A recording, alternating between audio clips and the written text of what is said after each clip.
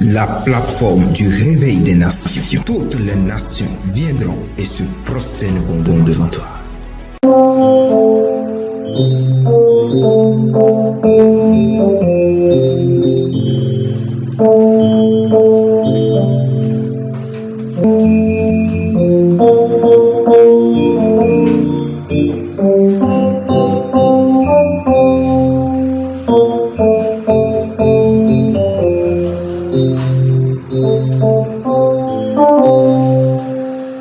Alléluia. Bonjour frères et sœurs en Christ. Nous sommes au temps de l'enseignement. L'enseignement de ce matin a pour titre « La soif de Dieu crée en nous la sainteté ».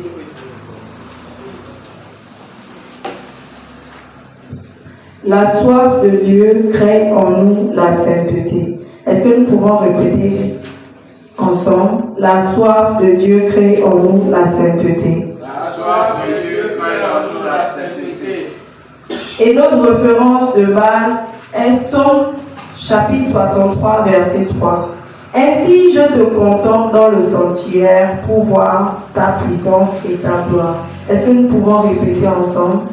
Psaume 63, verset 3. Ainsi je te contemple dans le sanctuaire pour voir ta puissance et ta gloire. Encore. Psaume chapitre 63, verset 3. Ainsi je te contemple dans le sanctuaire pour voir ta puissance et ta gloire. Quelqu'un peut nous répéter ce verset?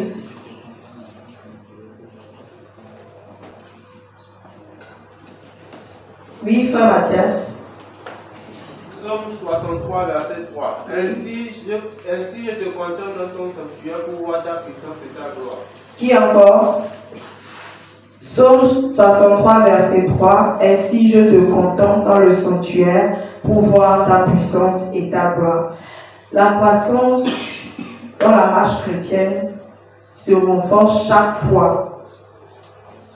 Lorsque nous continuons notre aventure en consécration, c'est-à-dire lorsque nous nous consacrons à Dieu, notre marche chrétienne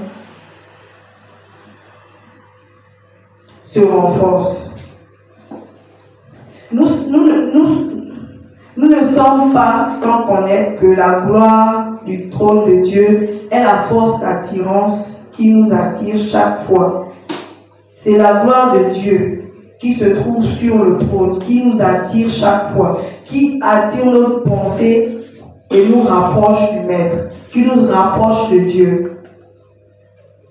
Et dans le livre de Psaume 63, verset 6, Psaume 34, verset 6, désolé, Psaume 34, verset 6.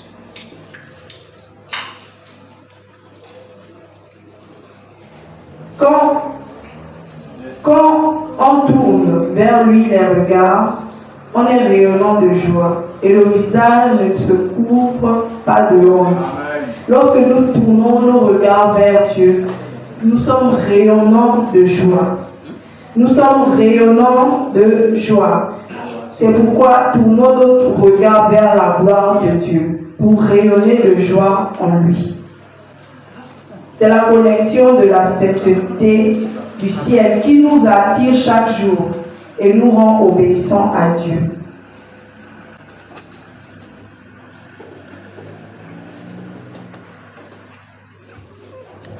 Lorsque nos regards sont tournés vers la gloire de Dieu, nous sommes rayonnants de joie. Le degré de sainteté, quand il prend place en nous, il crée la soif de toujours ressentir la présence de Dieu. Lorsque la sainteté est en nous, elle nous donne la soif de ressentir toujours la présence de Dieu, d'être toujours dans la présence du Seigneur. La présence de Dieu doit être insuffisante pour nous. Nous devons toujours avoir le désir d'être dans la présence de Dieu. Ce n'est pas de notre propre force. Et le livre d'Éphésiens dit, Éphésiens chapitre 5, verset 18. Éphésiens chapitre 5, verset 18. Personne n'est à la page.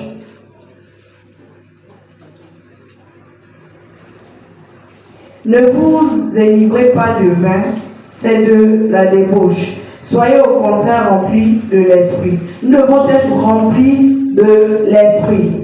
Nous devons être remplis de l'esprit. C'est l'esprit qui habite en nous, qui nous fait rayonner de joie.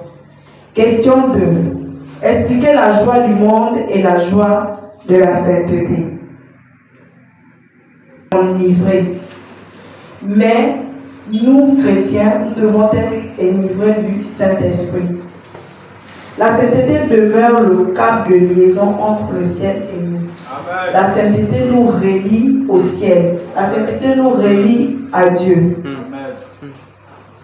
La sainteté crée en nous le vide de la prière. Psaume 63, verset 1er. Il a été écrit. Oui. Psaume 63, verset 1er. Oui. Psaume de David. Lorsqu'il était dans le désert de Juda. La sainteté crée en nous le vide de la prière. Oh Dieu, tu es mon Dieu.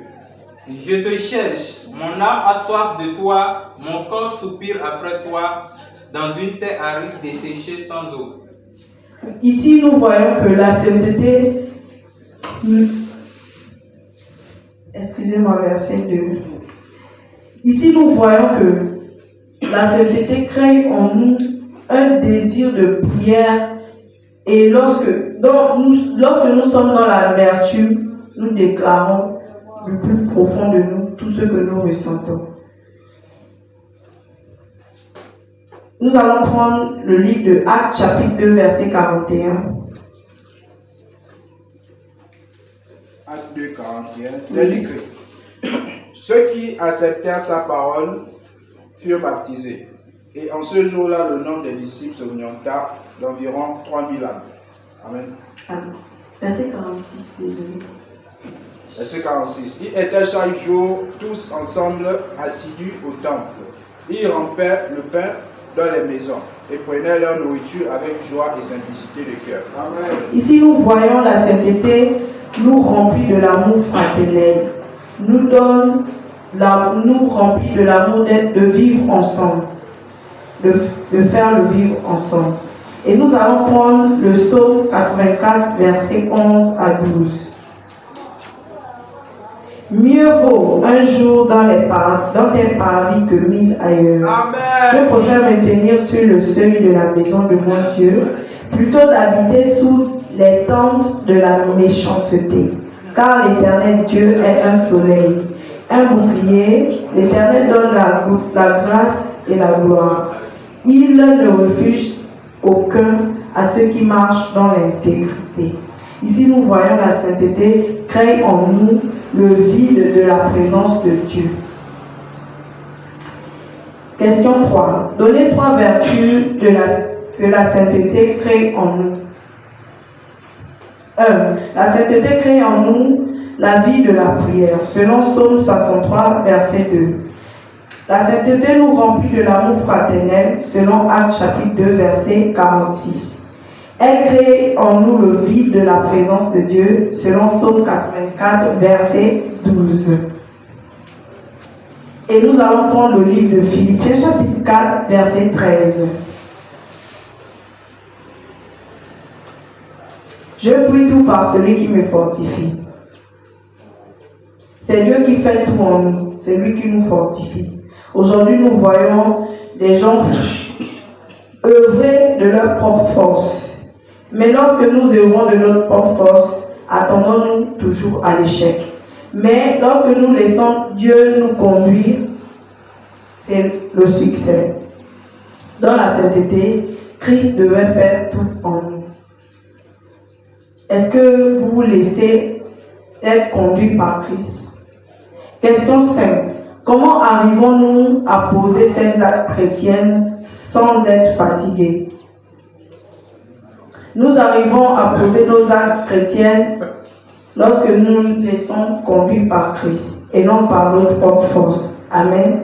C'est un enseignement de ce matin. Y a-t-il des questions?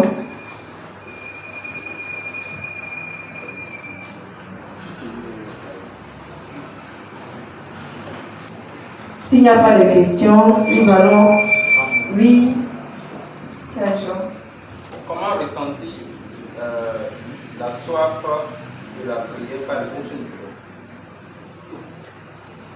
La question était de savoir comment ressentir la soif de la prière par le Saint-Esprit. Quelqu'un a une idée?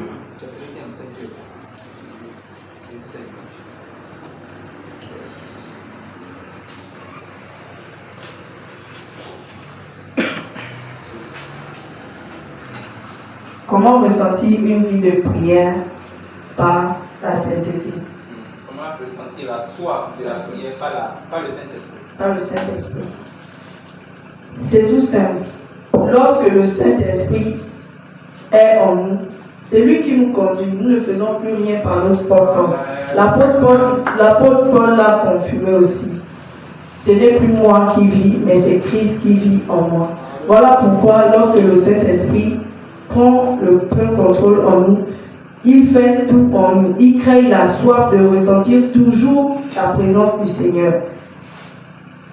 Est-ce que j'ai répondu à la question?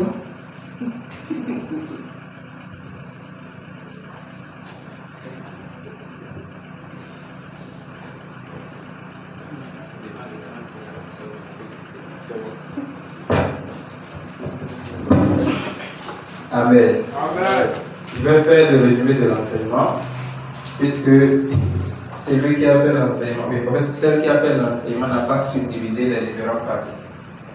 Vous avez entendu ça? Non. Voilà. La soif que la sainteté crée en nous, cela veut dire que quand nous affranchissons les étapes de la sainteté, nous commençons à comprendre ce que Dieu réclame d'un peuple saint. Il y a cette attirance de Dieu qui s'active en nous. Et cette attirance commence par la présence de Dieu. La présence de Dieu n'est pas forcément quand je viens au culte, non. Venir au culte, c'est juste une communion fraternelle, du point de vue apostolique. Donc, c'est là, ici, la présence de Dieu s'explique dans la visite envers les frères et sœurs. Ça, c'est une présence de Dieu. Comment quelqu'un peut prétendre aimer son frère, aimer Dieu, s'il n'aime pas son frère? Donc, quand je visite mon frère, je visite qui? Je visite Dieu. La Bible a été claire. Dans le livre de Matthieu, chapitre 25, que ceux qui sont à droite, le Seigneur leur dira, levez-vous, entrez dans la gloire de votre Père, parce que j'étais nu, vous m'avez vêtu, j'ai faim, vous m'avez nourri, j'étais à la prison, vous m'avez... Et les autres vont dire, Seigneur, mais quand avons-nous fait cela? Et il leur dira, quand vous étiez en train de le faire pour les tout petits, c'était à moi que vous le faites. Donc, ça c'est la présence de Dieu. Quand je cherche à visiter les frères et sœurs, je dis bien les frères et sœurs, c'est-à-dire ceux qui sont unis dans le sang de la... Il ne faut pas qu'on fasse confusion. Tout le monde n'est pas mon frère. Celui qui est mon frère, c'est celui qui est uni dans le sang de la croix. Voilà. Quand je cherche à évangéliser, dans l'évangélisation, nous sommes dans la présence de Dieu.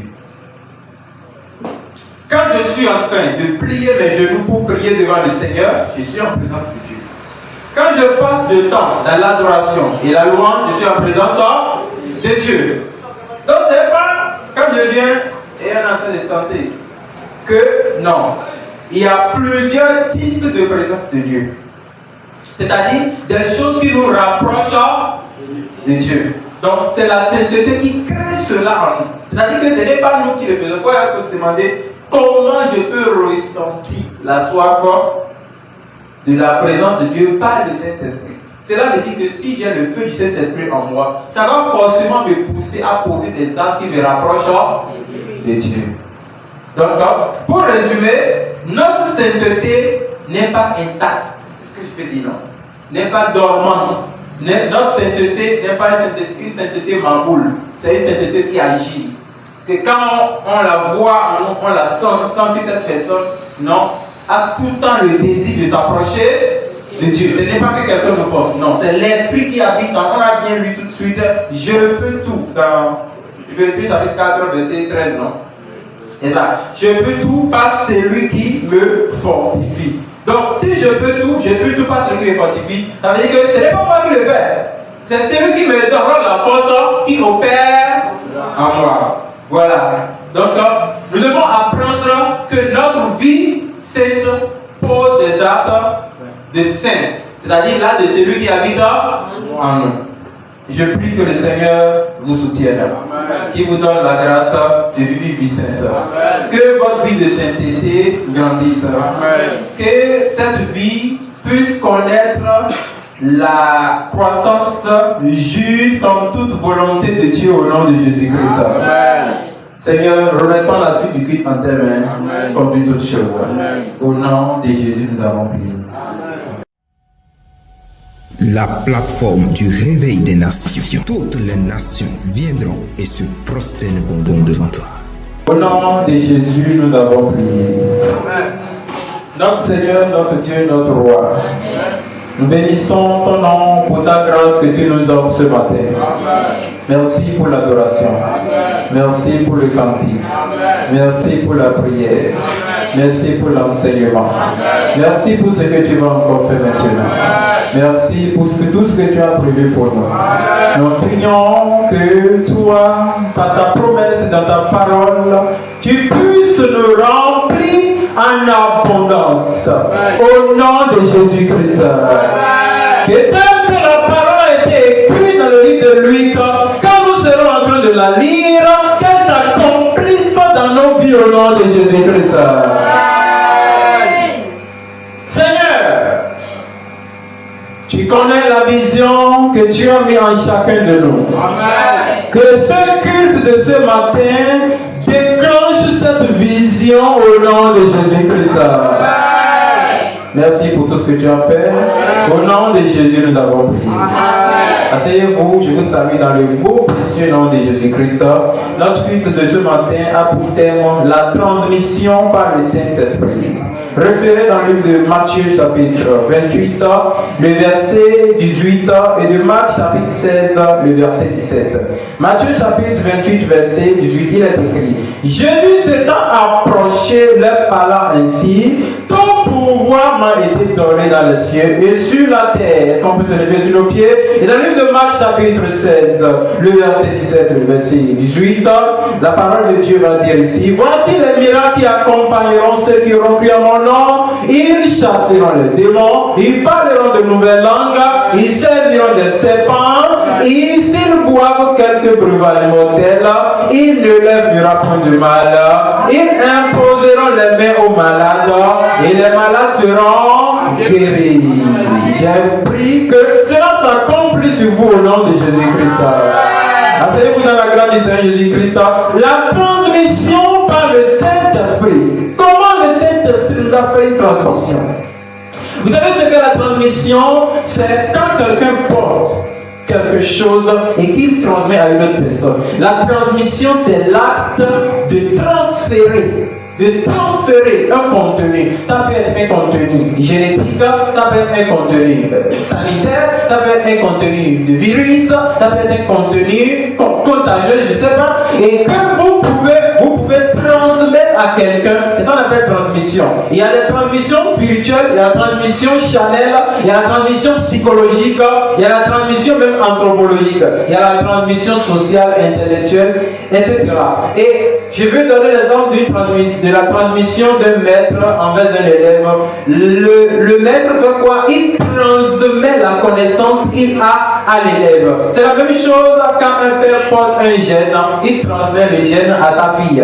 C'est comme ça. Et médicalement parlant, souvent les transmissions se font du père aux filles et de la mère au fils. Voilà. Et ici, nous avons affaire à une transmission spirituelle par le Saint-Esprit. Lorsque Jésus va parler dans le livre de Matthieu chapitre 28, le verset 18, tout pouvoir m'a été donné dans les cieux et sur la terre. Cela veut dire, ça aussi c'est une transmission. Pourquoi? Parce que c'est un corps qui a reçu une transmission divine depuis le trône céleste. Alléluia. Nous allons diviser notre message en deux parties. La première partie, que nous a-t-il transmis? Que nous a-t-il transmis? Christ, qu'est-ce qu'il nous a transmis? Il nous a transmis ce qu'il est. Il ne nous a pas transmis le Saint-Esprit. Non. Christ, c'est lui-même qui est le Saint-Esprit. S'il nous a donné le Saint-Esprit, lui-même il est où? Il nous a transmis tout ce qu'il est. Parce qu'en lui, selon le livre de Jean, chapitre 1er, vous allez voir ce que la Bible va nous expliquer là. Que Christ nous a transmis tout ce qu'il est. Il n'y a pas quelque chose que Christ ne nous a pas donné. Oui. Christ nous a transmis tout ce qu'il est. Christ nous a transmis sa vie. Christ nous a transmis sa croix. Christ nous a transmis sa sainteté. Christ nous a transmis sa divinité. Christ nous a transmis son royaume. Christ nous a transmis sa personnalité. Christ nous a transmis son trône. Christ nous a transmis son règne. Christ nous a transmis toute sa vie, que ce soit de l'âme, que ce soit du corps, que ce soit de l'esprit. Christ nous a tout transmis. Et vous savez, la transmission que Christ nous a fait nous rend forts. C'est à cause de cela que le monde ne peut pas nous vaincre. Et vous allez voir, quand le frère Jean-Baptiste va dire dans le livre de Jean que nous avons trouvé en lui grâce en abondance. Pourquoi? Parce que personne n'a jamais vu Dieu. Personne ne peut voir Dieu. Dans le livre de Jean, chapitre 1er, le verset 12-8, la Bible dit, bon, personne n'a jamais vu Dieu. Le Fils unique qui est dans le sein du Père, c'est celui qui l'a fait connaître. Le verset 16. Et nous avons tous reçu de sa plénitude et grâce pour grâce. De sa plénitude, grâce pour grâce. Si c'est sa plénitude qui habite en nous, si Dieu nous a remplis pleinement, on dit plénitude quand quelque chose est plein. Donc si c'est sa plénitude qui habite en nous, cela veut dire que Christ habite en nous de la tête jusqu'au pied. Alléluia. Je prie que cette plénitude soit aussi la vôtre au nom de Jésus-Christ. Alléluia. Il nous a transmis tout ce qui est. Nous avons confirmé cela dans Jean chapitre 14. Le verset 18, verset 20. Il dit, je ne vous laisserai pas orphelin. Qui est orphelin ici? Je ne vous laisserai pas orphelin, je viendrai à vous. Amen. Alléluia. Il n'a pas dit je vais vous envoyer quelque chose. Il dit je viendrai à vous. Verset 19. Encore un peu de temps et le monde me verra. Oui. Mais vous, tu le verras au nom de Jésus-Christ. Tu verras le Saint-Esprit te remplir plénitude. Tu ne verras pas des signes. Tu ne verras pas des signes. Tu ne verras pas des signes. Tu ne verras pas le fruit de l'esprit.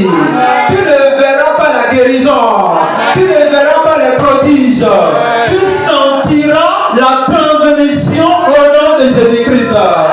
Et bien, Jésus m'a dit ici, il dit encore un peu de temps et le monde ne me verra plus. Le monde n'a pas le Saint-Esprit. Mais vous me verrez quand je vis et vous vivrez.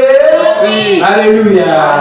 En ce jour-là, vous connaîtrez que je suis en mon Père et vous êtes en moi et que je suis en vous. Il n'a pas dit que j'ai mis l'Esprit en vous et que moi je viens habiter en vous. Je suis le trône de Dieu. Dieu siège en moi. Alors ça veut dire que ce n'est pas moi-même qui suis là. Dieu s'est transmis en moi. Donc c'est lui qui me voit. Il voit qui? Il voit Dieu. Qui vous a dit qu'on ne voit pas Dieu?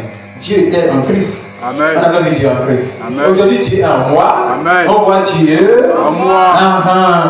Alléluia. Amen. Donc Christ nous a transmis ce qui est. Encore un peu de temps et vous ne me verrez plus. Il parlait à ses disciples que vous ne me verrez plus.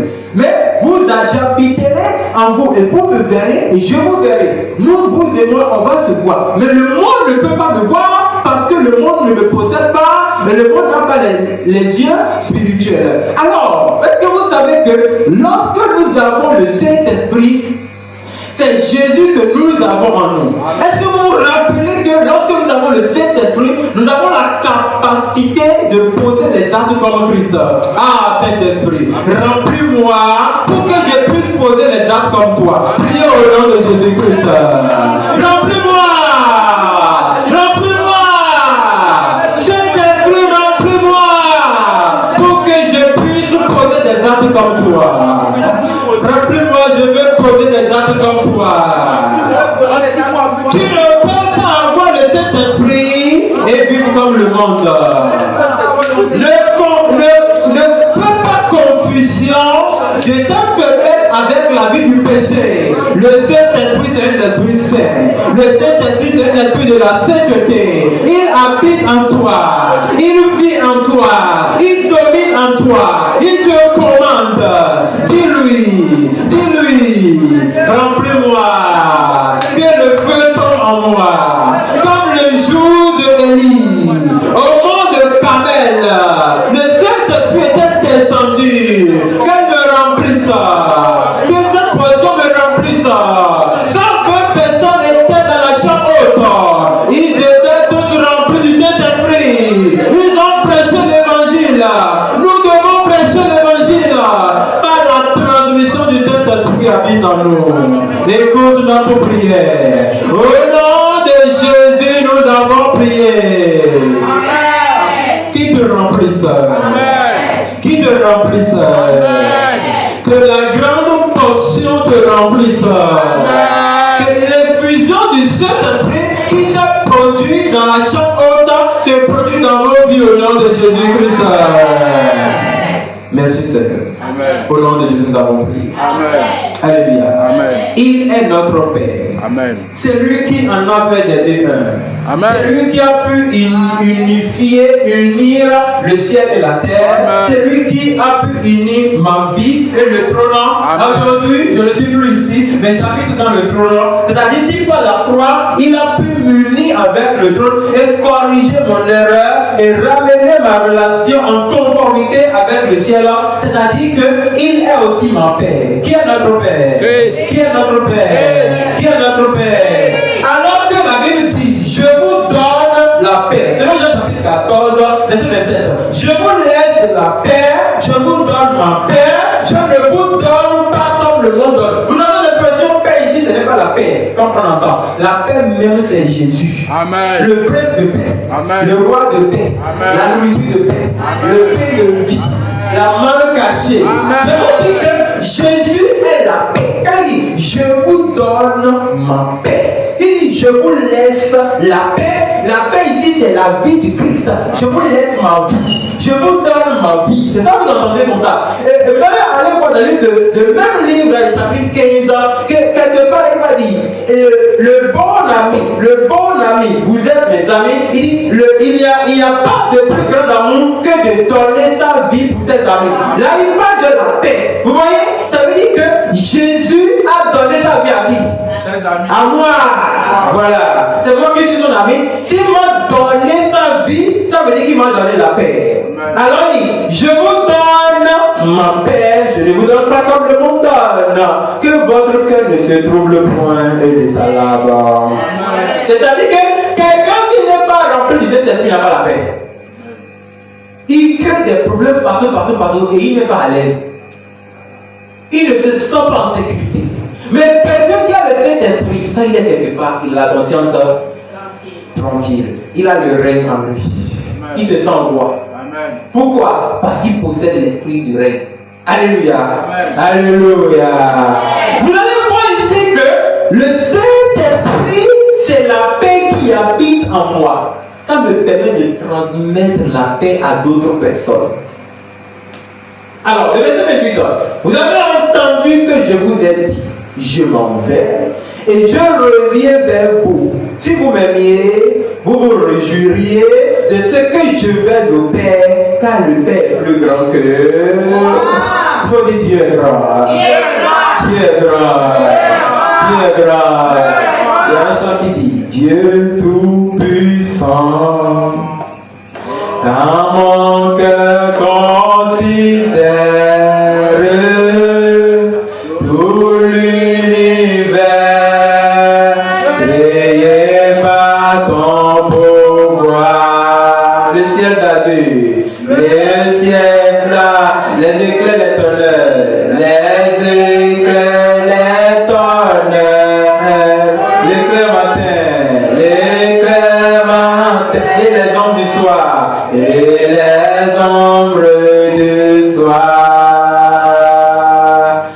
De tout mon âme, alors se lève un chant. Oh Dieu tout-puissant, que tu es grand, que tu es grand.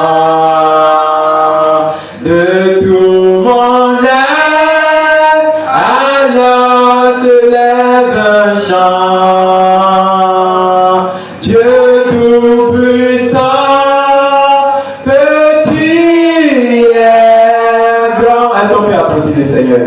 Applaudissons le Seigneur pour sa grandeur. Dieu est grand. Dieu est grand. Dieu est grand.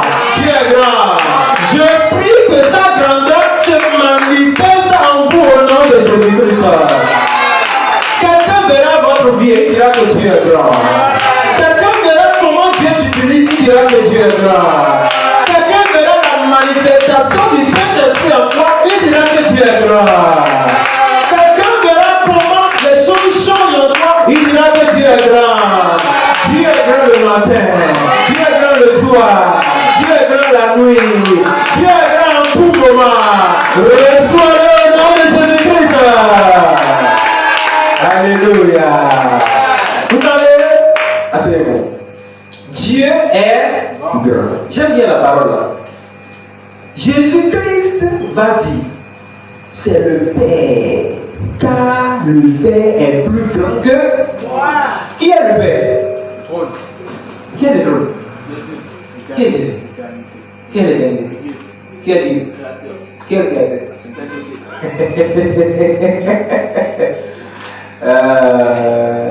Dieu, c'est l'univers visible et invisible. Dieu n'est pas un être. Alors, il faut que vous le sachiez. Je ne dois pas vous mentir. Dieu n'est pas un être. C'est un mensonge. Dieu n'est pas un être. S'il est un être, ça veut dire que quelqu'un l'a créé. Dieu n'est pas un être. Dieu n'est pas une chose. Dieu n'est pas aussi une personne. Dieu a peut-être la qualité d'une personne, mais il ne l'est pas. D'accord, Dieu n'existe pas. Dieu est. Dieu est. Quand je dis que Dieu existe, je parle mal le français. Dieu n'est pas un humain. Il faut exister. Hein? Et je voulais creuser un trou dans votre tête. Voilà. Donc, Dieu n'existe pas. Écrivez partout que Dieu n'existe pas. Si quelqu'un dit que Dieu parle, dis-lui que c'est lui qui ne le demande pas. Dieu est. Dieu est. Il s'appelle Je suis. Il a dit à Moïse, dis à Pharaon que celui qui s'appelle Je suis, c'est mon nom depuis l'éternité. Il n'était pas. Il s'appelle Je suis. Dans le temps, il est Je suis. C'est quand on veut raconter l'histoire du passé qu'on dit il était. Il n'est pas un humain. On va dire Dieu existait depuis. Ah! Donc il y a des temps où il n'existait pas. Dieu n'existe pas. Dieu est. Amen. Alléluia. Et quand vous entendez le mot Dieu est, ça veut dire qu'on ne peut pas chercher d'où il vient. Son origine. D'ailleurs, puisqu'il n'existe pas, on ne peut pas dire qu'il a une date de naissance. Désolé. Éternité. Il est éternité. Alors, si Dieu est grand, sachez que le trône qui est au ciel là n'est qu'un symbole de dire que Dieu est là. Lui-même n'est pas là. C'est faux. Qui vous a dit que Dieu est là? Quel Dieu est là? C'est vous qui l'avez mis là. Et vous savez d'où il vient même pour venir s'asseoir sur un trône. Hein? Où se trouve le trône de Dieu? Au nord, au sud, à l'est, à l'ouest. Où est le trône de Dieu? Zéro réponse. Celui qui va créer la réponse a menti. Dieu a positionné un lieu qu'il appelle son palais, sans dire paradis. Sinon, paradis n'est pas le ciel. C'est juste quelque part où le trône habite. Je vais vous étonner. La Bible dit, le ciel passera. La terre passera. Maintenant, si le ciel passe, le trône de Dieu là va passer. Puisque vous lisez la Bible, vous ne calculez pas. Ouais? Parce que le ciel passera. Moi, je m'imagine qu'il y a plusieurs cieux. Peut-être qu'il parle du ciel que nous voyons. Ah, le ciel que nous voyons. Donc là où se trouvent les anges, lui ne passe pas. Vu qu'il y a plusieurs aussi. Donc ça c'est le ciel qui passe. Le deuxième ciel ne va pas passer. Oui. Cherchez-moi la référence. Oui. Le ciel, donc c'est pas un seul ciel. Ah bon? Oh, le livre de l'épître de l'apôtre Pierre, la pierre sur laquelle Christ a fondé la doctrine, a dit que tout passera.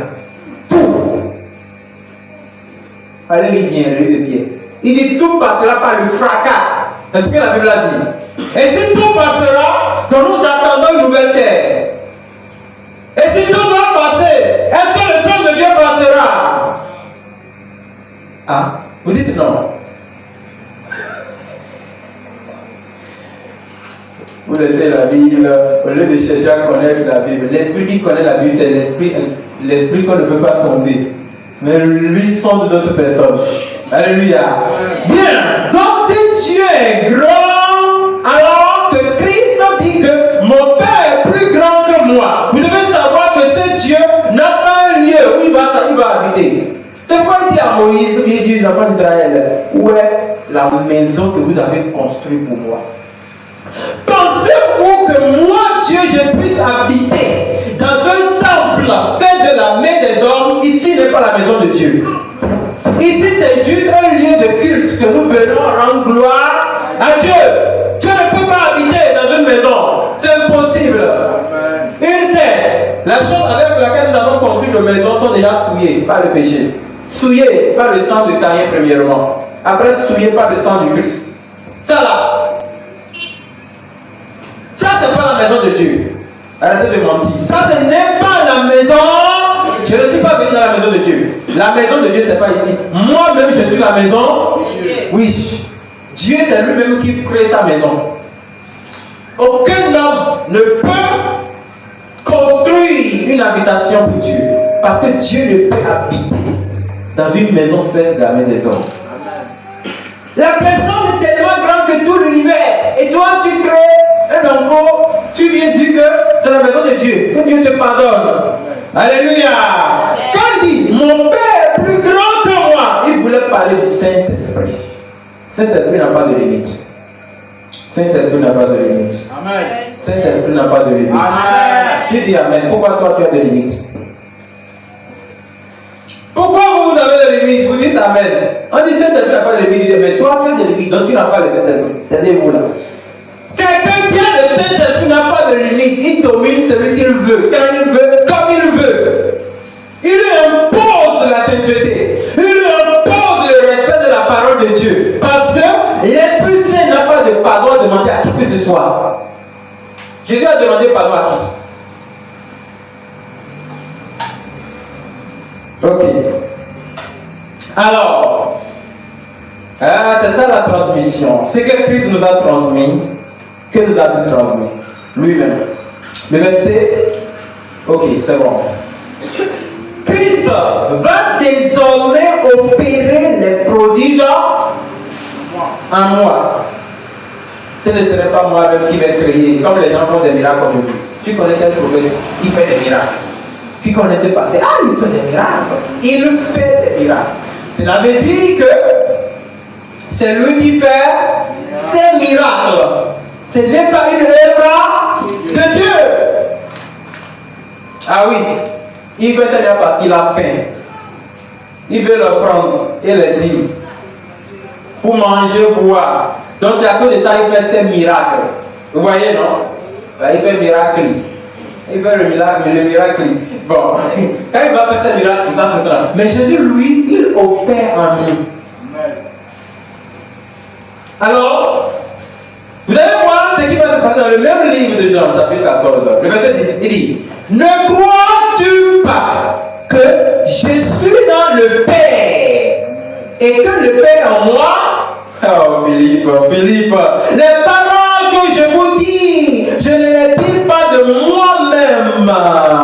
Et le Père qui demeure en moi, c'est lui qui fait les œuvres. Je pensais que vous allez dire Amen. Ça veut dire que Christ s'était humilié comme moi. et la grandeur habitait en lui. Est-ce que vous comprenez? C'est une transmission. Et puisque la grandeur habitait en lui, ce n'est pas Christ même qui ouvrait les yeux des aveugles, qui guérit les malades, mais la grandeur qui habitait en lui opérait des miracles. Tu vas opérer pour toi aussi. Je dis, la grandeur va opérer en vous.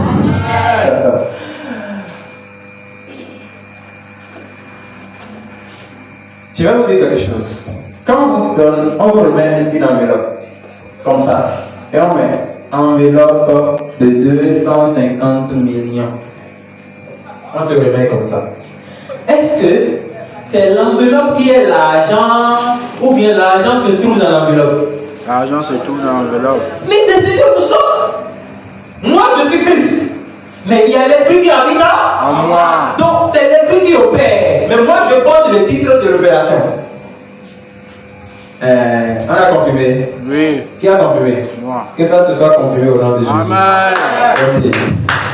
Alléluia. Et même dans le verset 12, il a dit, en vérité, je vous le dis, celui qui croit en moi fera aussi les œuvres que je fais. Et il en fera de plus grands parce que je m'en vais au Père. Amen. Mais est-ce que vous ne comprenez pas? Parce que moi, je pars au Père, je vous laisse le travail, vous continuez. C'est ce que je ne dis pas là.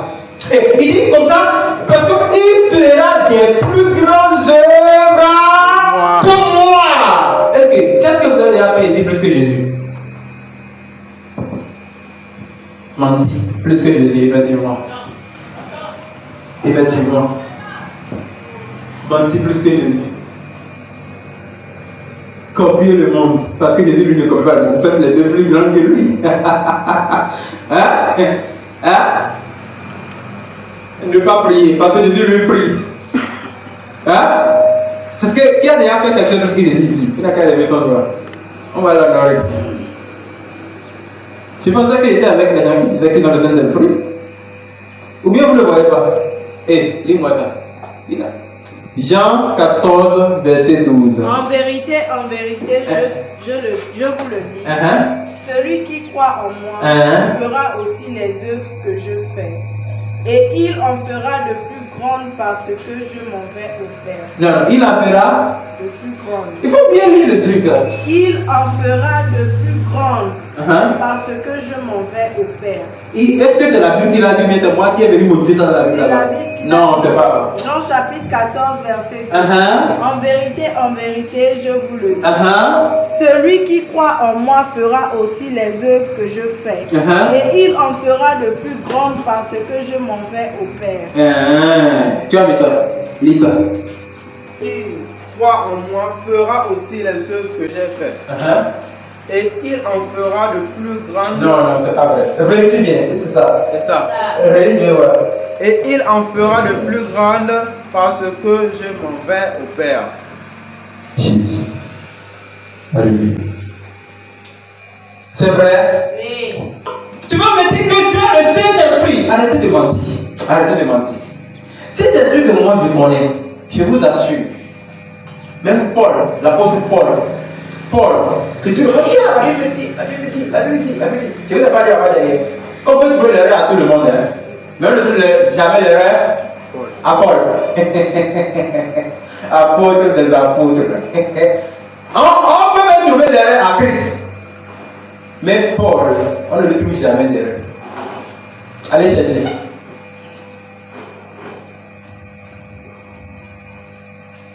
Toi, tu vas dire que tu as le Saint-Esprit.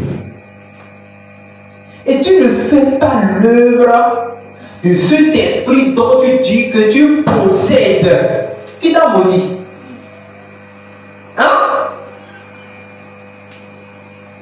Donc, tu dors, tu te réveilles, tu dors, tu te réveilles, tu dors, tu te réveilles, et le temps passe, les jours passent, l'année passe, tu vieillis, personne n'est ici qui rajeunit, jusqu'à le plus petit. Tout le monde vieillit. Maintenant que tu ne fais pas l'œuvre, quand est-ce que tu vas faire l'œuvre plus grande que l'œuvre que lui a fait? Qui rêve ici, voit que Non, je ne vais pas dire ça. Si je dis ça maintenant, il va me rendre confus. Hein? Non! La Bible dit, il dit, en fait, il est écrit, si, en vérité, je vous le dis, celui qui croit en moi fera aussi les œuvres que je fais. Ok. Et non ça seulement. Et il en fera de plus grandes parce que je m'en vais au Père. Si Jésus habite en vous. Parce que quand lui-même il était sur la terre, il faisait l'œuvre que le Père invisible ne pourra pas faire sur la terre. Maintenant, parce qu'il était le représentant de son trône. Moi je suis le représentant aujourd'hui. Pourquoi ne pas faire l'œuvre de celui qui m'a envoyé?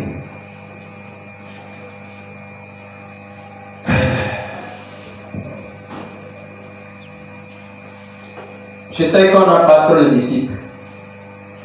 En fait, il n'y a pas trop de disciples de Dieu. Si la trompette sonne aujourd'hui, personne n'ira au ciel. Vous devez le savoir. Si la trompette sonne aujourd'hui, même je suis en train de vous dire, c'est le 26, non? Si la trompette sonne aujourd'hui, personne n'ira au ciel. Dieu va prendre les chrétiens qui n'arrivent pas à prier, à passer même 1 heure, 2 heures dans la prière. C'est ça qui va donner. Les chrétiens qui n'arrivent pas à dire la vérité devant d'autres personnes, devant les païens. Les chrétiens qui boivent encore, qui se cachent pour boire, les boire dans les bars. C'est ça que Jésus va prendre. Hein?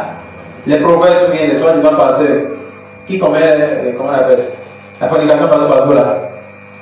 Hein? Et qui crie Dieu est saint, Dieu est saint. Ah, lui-même, hein? Ah Dieu! Comment nous avons fait? Si la trompette sonne, personne n'ira au ciel. Peut-être dans toute l'Afrique, 5, 10, dans tout le continent, qui compte combien de milliards de personnes? Personne ne va entrer au ciel. Si la trompette sonne aujourd'hui, un Dieu sur le même bas sera déçu. Il va pleurer. Vous devez le savoir. Pourquoi? Parce que non seulement personne ne pense à être ce que Dieu dit, mais personne n'est prêt à penser à sa propre âme avant même de faire l'œuvre de Dieu. Pourquoi? L'œuvre de Dieu purifie. Vous devez le savoir. Bon, sanctifie, je vous l'ai dit. L'œuvre de Dieu sanctifie. Si vous n'êtes pas capable d'obéir à Dieu et vous adapter à faire l'œuvre de Dieu, ça commence par vous soumettre à l'obéissance de la parole de Dieu.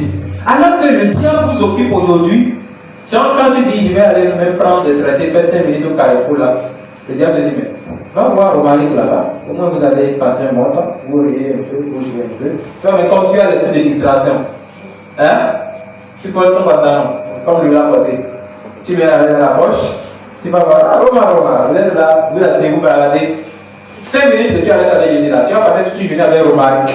L'ange qui te suit a tout noté. Voilà pourquoi la prière de nombreux est limitée. Ça ne peut pas traverser le trône. Si Jésus revient aujourd'hui, personne n'ira au ciel. Il faut le dire. Quand je dis personne, ça veut dire que on ne verra pas nombreuses personnes. C'est ça que je dis. Mais si vous croyez en moi, en vérité de la foi, c'est la même chose dans Jean 3, verset 3. En vérité, je te le dis, si un homme est de niveau, ici, en vérité, je vous le dis. Il aime bien dire ça. Je vous le dis. Celui qui croit en moi fera aussi les œuvres que je fais. Et il en fera de plus grands parce que je m'en vais au Père. Actuellement, il est au Père. Il est au trône. Pourquoi ne pas faire l'œuvre comme lui? Il a nourri 5000 personnes en jeûne, en minute. Toi, tu as déjà nourri combien de personnes? Même pas 2 personnes. Et tu cries. Je t'ai fait du bien. Il est ingrat. Tu es bête, tu es maudit. Ce sont les chrétiens maudits qui cherchent qu'on soit reconnaissant envers eux. Alléluia. Amen. Moi, tu peux me faire du bien en même temps. Hein. Je te brise. Si tu es un chrétien, supporte. Moi, je m'en fous de ce que tu es. Quand tu as dit, Jésus, lui, il a nourri 5000 personnes en minute. On l'a crucifié. On l'a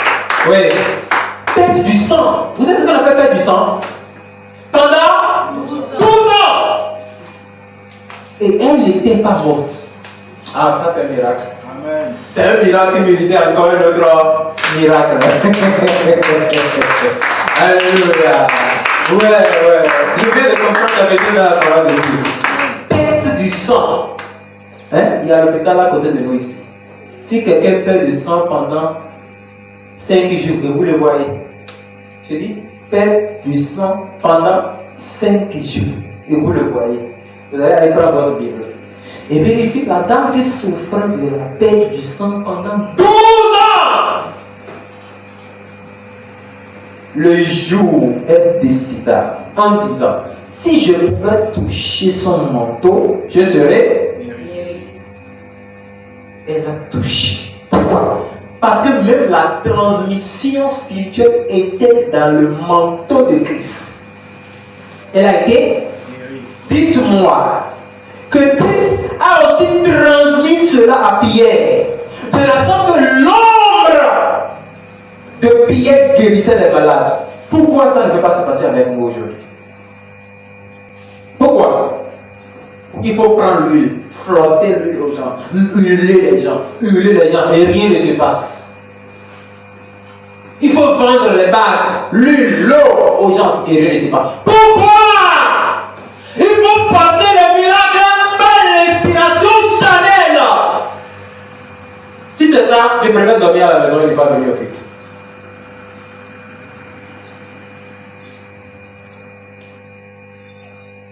Si vous ne le savez pas, vous allez le faire aussi.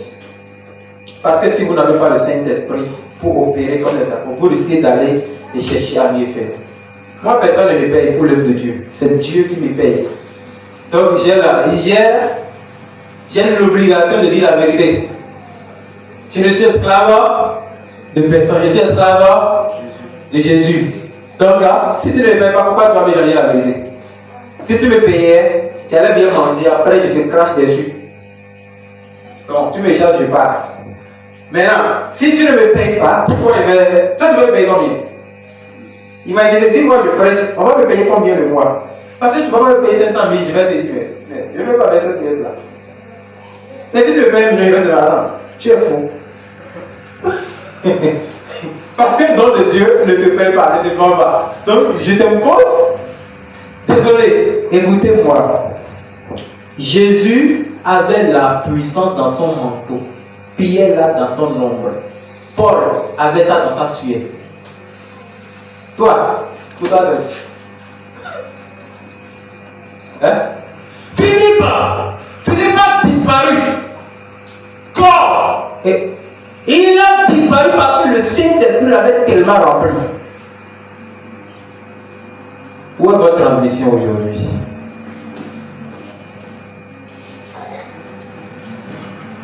Le Saint-Esprit est là. Le Saint-Esprit est là.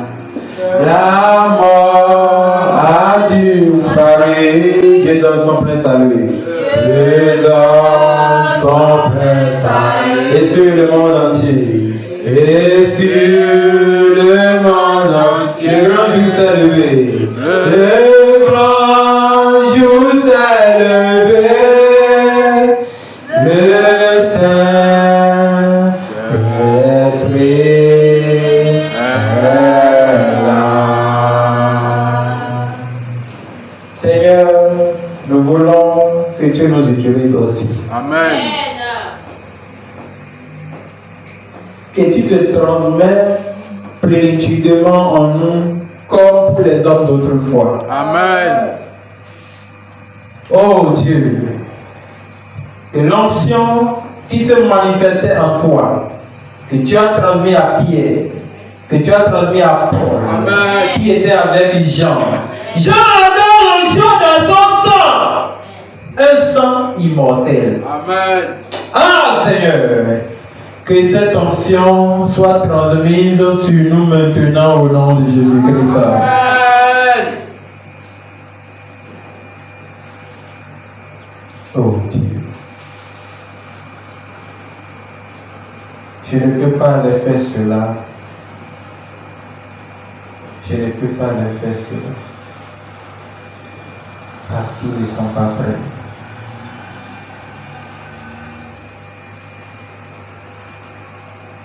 Vous savez, c'est impossible. Asseyez-vous.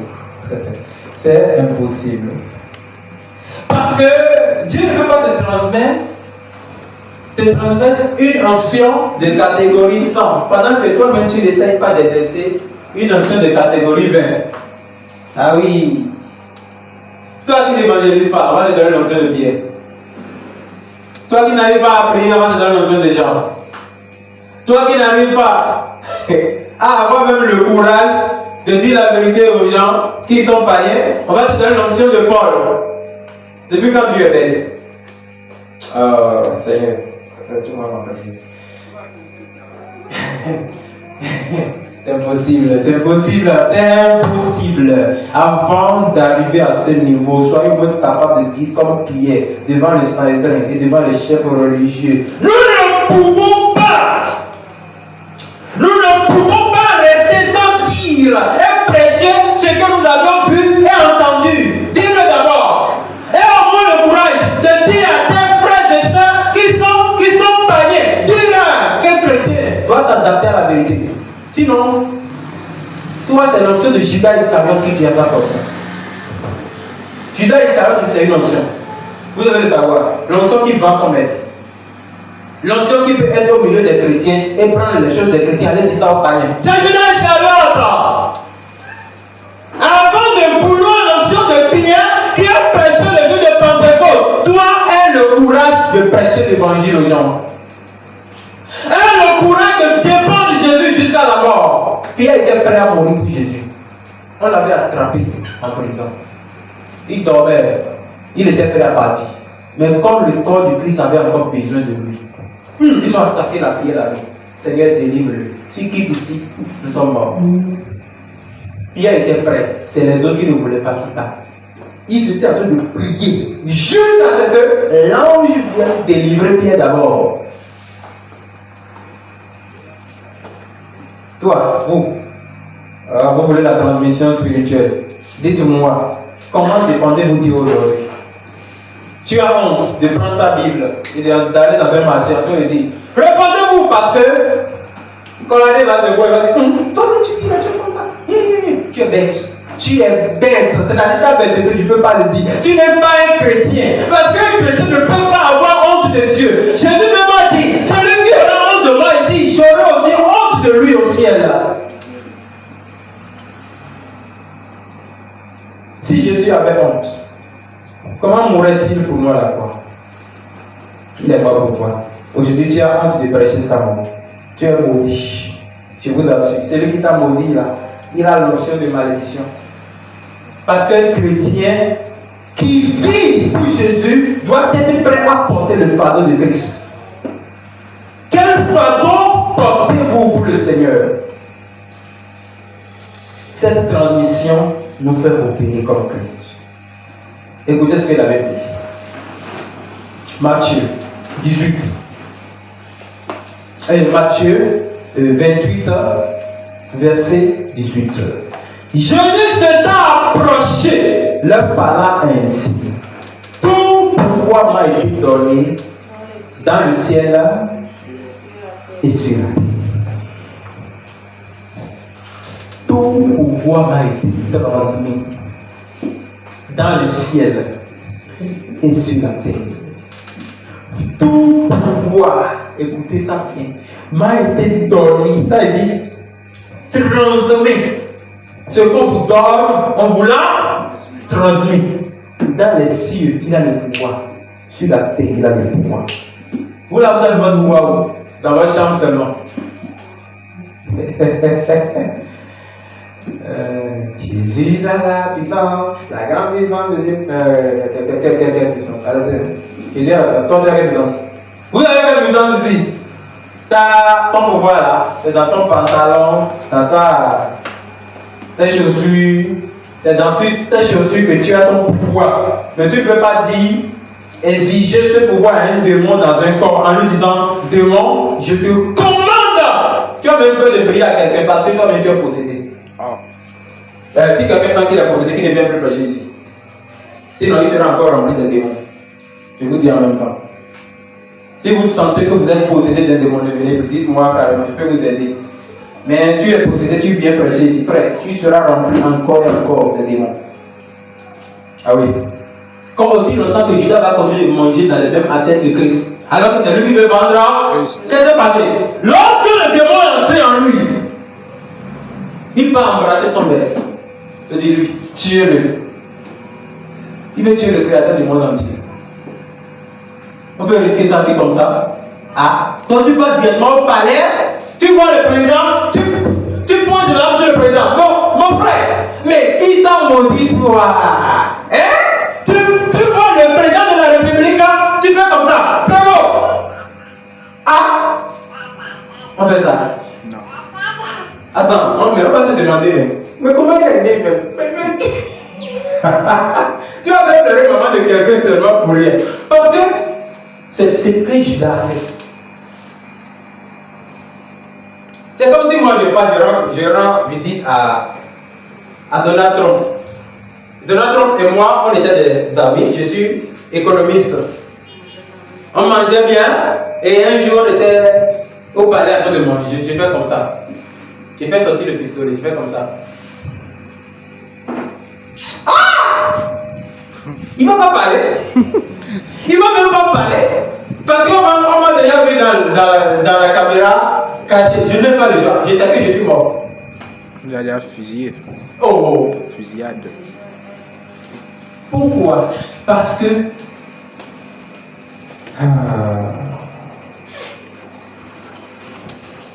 c'est ce que Judas a fait. Alors, si vous ne défendez pas la cause de Dieu, la cause de qui défendez-vous aujourd'hui? Si le pouvoir que toi tu as ne dépasse pas ta chambre, ne dépasse pas ton salon, ne dépasse pas ta maison, tu n'as peut-être pas, il y a peut-être chrétiens, peut-être vous ici, je ne connais pas, peut-être vous n'avez pas même pas le pouvoir sur votre chambre. Qui a le pouvoir sur sa chambre pour vous ici? J'ai dit ça. Comment ça? Hein? Hein? Avoir le pouvoir, si votre chambre veut dire que vous positionnez les choses là où vous dites, vous imposez la discipline dans votre propre chambre. Et si vous imposez cela, personne ne viendra vous changer ça. Ok. Ça veut dire que vous êtes encore à l'étape embryonnaire. Vous voyez, non? Maintenant, vous aurez le pouvoir sur votre salon. Votre pouvoir doit descendre sur votre cou. Attends, tu as le pouvoir sur ton salon. Si on n'a pas de maison. Hein? Si on n'a pas de maison. Si on n'a pas de maison. Hein? Maison, mais qui n'a pas de maison ici? Quelqu'un a forcément quelque part où la Bible, non? Non, mais sa propre propriété. Tu as des problèmes. Vous devez avoir, ce que je dis est clair, hein? Le pouvoir sur votre cou. Il veut me distraire. Hein? On y va. Qui a le pouvoir sur son salon ici? Personne. Ouais, non? Et sur votre cou, la cour de votre maison? Personne. Mais tu n'as pas le pouvoir. Même Jésus la Bible va dire, quelqu'un qui ne peut pas diriger sa propre maison, mais ce n'est pas l'œuvre de Dieu qui va faire. Oh! Qui vous a dit ça? Avant qu'on ne vous rende gestionnaire d'une entreprise, on prend votre CV pour vérifier si vous avez déjà géré une entreprise quelque part. Si vous n'avez pas, on vérifie si vous avez le diplôme de management. Je dis management, de la gestion. Si tu n'as jamais fait ça, on te casse. En plus, on ne peut pas te prendre. Même si tu as les qualités, on ne peut pas te prendre.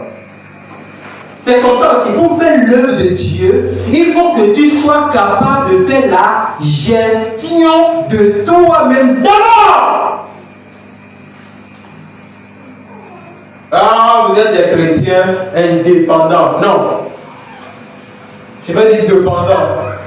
C'est quelqu'un d'autre qui t'apprend comment manger, comment boire, comment travailler, comment même économiser. Et toi maintenant tu veux dire que tu veux œuvrer à Dieu. Pourquoi ça c'est la médiocrité? Commence. C'est quand tu es nul là, tu as un niveau nul, au lieu d'aller te faire examiner, tu dis viens faire l'œuvre de Dieu. C'est comme ça les serviteurs de Dieu Dieu que nous avons fait, les hommes de Dieu ne sont pas serviteurs de Dieu, les pasteurs, les prophètes, les apôtres, aujourd'hui les boutiquiers, tu vois, il n'a pas le niveau. Quand on va à l'école, même le gars ne reste pas bien, il est à 5 sur 20, 7 sur 20, par force. Après, Dieu m'a appelé, son Shinkoro, c'est fini, et c'est lui qui veut servir Dieu. Alors, l'église, le corps du Christ se retrouve dans un niveau médiocre. On ne peut pas compter sur les serviteurs de Dieu parce qu'ils déçoivent vite. Pourquoi? Ils n'ont pas le pouvoir. Ils n'ont pas le pouvoir.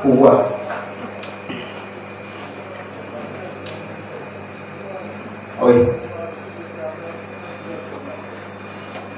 Quand vous voyez quelqu'un qui a le pouvoir, vous le sentez. Tu entres chez lui, tu sens que cette personne-là, il impose quelque chose. Quand tu vois sa démarche, sa façon de marcher, tu sens. Pourquoi la Bible va dire qu'il est beau, le pied de ceux qui prennent l'évangile? C'est parce qu'on sent quelque chose dans leur démarche. Ah. Il est même assis dans le taxi ou bien dans le bus, derrière ton voix, tu le vois, tu sens que cette personne est extraordinaire. Alors, je vous dis, ton pouvoir m'a été donné dans le ciel et sur la terre. Et vous, quel pouvoir vous a été donné? Ah, le pouvoir de manger le bouillon avec la banane. Mais pas le pouvoir. Ils sont en train de dormir, c'est ça, non? Ils vont dormir. Ils vont dormir parce que je suis en train de parler contre les chefs. Quand on parle contre Satan, les apôtres de Satan vont quoi? Ils vont dormir. Pourquoi vous dormez, vous deux? Mais pourquoi vous rabaissez la tête? Si vous étiez devant le président, vous allez rabaisser la tête. C'est ça! Regardez quelqu'un qui vient avoir le pouvoir. On parle du pouvoir, au lieu d'être en position de recevoir, il va comme ça. C'est comme ça que Judas faisait. Tournait la tête. Judas tournait la tête. Un jour, il est parti se pendre. C'est fini pour lui. Alléluia. Amen. Ah, il est vraiment grave. Observons ce qui va se passer dans Ézéchiel chapitre 36, du verset 25 au verset 27. Il a écrit: je répandrai sur vous une eau pure. C'est ce que vous êtes en train d'entendre. La parole de Dieu dure. C'est pas la parole de. Vous avez besoin de la présence de Dieu. Alléluia. Reçois-le. Non, moi je ne dois pas recevoir. Si tu n'es pas en position de recevoir, je retire ma parole. Amen. Alléluia. La Bible dit: je répandrai sur vous une eau pure. Ézéchiel 36, 25. Et vous serez purifiés. Je vous purifierai de toutes vos souillures. Et de toutes vos idoles. Verset 26. Je vous donnerai un cœur nouveau. Tu auras un cœur nouveau. Tu auras un cœur nouveau. Reçois-le au nom de Jésus-Christ. Un cœur de pouvoir. Un cœur sanctifié. Un cœur de sainteté. Un cœur sensible à obéir à la parole de Dieu. Un cœur qui réfléchit avant de parler. Un cœur qui évangélise facilement. Un cœur qui peut guérir d'autres cœurs. Je prie que depuis son trône, qu'il vous fasse la transmission au nom de Jésus-Christ. Alléluia. Amen. Vous savez, la transmission, c'est une opération chirurgicale. Ah oui, c'est une opération chirurgicale, ça se fait. On fait transmission. Aujourd'hui, on fait jusqu'à transmission apparemment de tout. Il y a certains organes, on ne les transmet pas encore. Sinon, même aujourd'hui, on peut transmettre le cerveau de quelqu'un. Genre, on enlève son cerveau, on met dans ton cerveau. Tu vois, façon, lui, là, il parle mal français, là. Là, on va parler mal français. C'est ça, il me dit. Tu vois, comme tu parles mal français, non? Quand on va changer votre cerveau, toi, il va commencer à parler mal français. Mais il ne va pas s'habiller comme toi, parce qu'on n'a pas changé le cœur. Quand on va changer le cœur, tu vas commencer à porter tes chemins les mêmes pantalons que lui. Oui, c'est ça, hein, mais c'est ça, c'est la vérité. Bon, la transmission. On fait aussi la transmission sanguine. Quand on fait la transmission sanguine, c'est-à-dire qu'on prend toi qui as B+, comme le mille est B+, on transmet B plus à B plus. Vous allez voir que lui là, sa façon, ou bien les maladies dont il souffrait, lui peut commencer par souffrir de ça, parce qu'on a transmis le sang. C'est la même chose. Quand on peut faire aussi transmission des yeux, ça se fait. Et vous allez voir qu'on met l'œil de lui là-bas. Et sa façon de voir, c'est lui qui va commencer à faire la même chose. Bon, c'est ce que je dis. Maintenant, qu'est-ce que Christ lui a fait? Christ n'a pas fait seulement la transmission de l'homme. Il a dit, je vous donnerai un cœur nouveau. Ça, c'est le cœur de la paix. Quand il dit, je vous donne ma paix. Ouais, maintenant, ici, la Bible dit, le verset, je mettrai en vous un esprit nouveau. Est-ce que vous voyez? Alors, j'ôterai de votre corps, le cœur de pierre. Ce cœur qui est dur, qui n'écoute pas, qui n'accepte pas la parole de Dieu, ce cœur désobéissant, cœur d'orgueil, d'arrogance, qui te pousse à ne pas te soumettre et connaître la vérité. Dieu a dit qu'il va ôter cette cœur. Qui est orgueilleux ici? Vous allez venir expliquer comment vous êtes orgueilleux. On va vérifier si c'est vrai. Qui est orgueilleux ici? Allez, vous n'êtes pas orgueilleux. Qui est orgueilleux ici? Il y a quelqu'un qui est orgueilleux dans son bras. Dans le monde, on dit un faute à moitié, à avouer à moitié pardonner. Mais, vous n'êtes plus orgueilleux. Sébastien, mon frère Pierre, tu viens de dire que tu es orgueilleux. Quand il a dit que vous allez venir décrire comment vous êtes orgueilleux, il a rabaissé maintenant. Mais, là tu peux parler. Donc il n'y a pas d'orgueil. Ok. Pose ton date d'orgueil et attends voir ce qu'il va te faire. Je prends le micro, j'appelle ton nom. Je crie dedans fort. Parce qu'aucun orgueilleux ne doit habiter dans le royaume de Dieu. Or, nous sommes dans le royaume de Dieu. Amen. Ok. Vous ne savez pas ce qui va se passer bientôt. La Bible dit, et je vous donnerai un cœur de chair. Vous savez ce que c'est un cœur de chair? Hein? Tais-toi, tu ne le connais pas. Vous voyez le corps là? Quand vous le voyez, hein? Quand vous prenez le bic, hein? Ou bien l'encre, et vous écrivez sur ça, qu'est-ce que ça fait? Ça reste, non? C'est ça. Ça reste. Donc, un cœur sensible à la parole de Dieu, voilà. Donc, alors, le verset 27, il dit, je mettrai mon esprit en vous et je ferai en sorte que vous suiviez mes ordonnances. Vous voyez là? Quand le Saint-Esprit habite en vous, ça vous facilite l'obéissance à la parole de Dieu. Donc quelqu'un qui désobéit à la parole de Dieu, il a quel esprit? Dites-le. Judas Iscariot.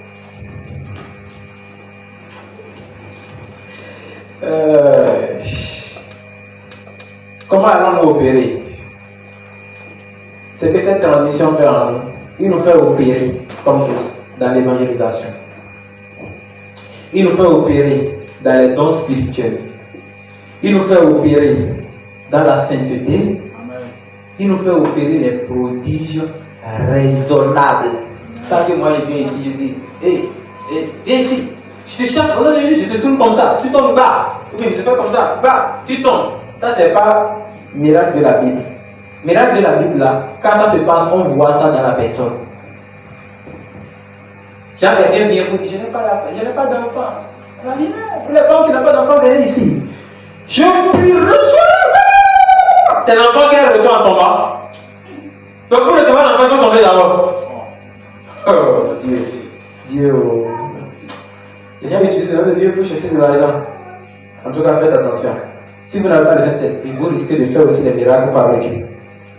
Alors, c'est la même chose que Jésus explique ici en disant, tout pouvoir m'a été donné.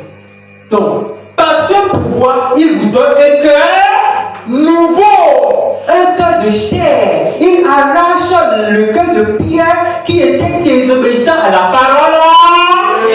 Alléluia. Alléluia. Oh Dieu, crée en moi un cœur pur. Oh Dieu,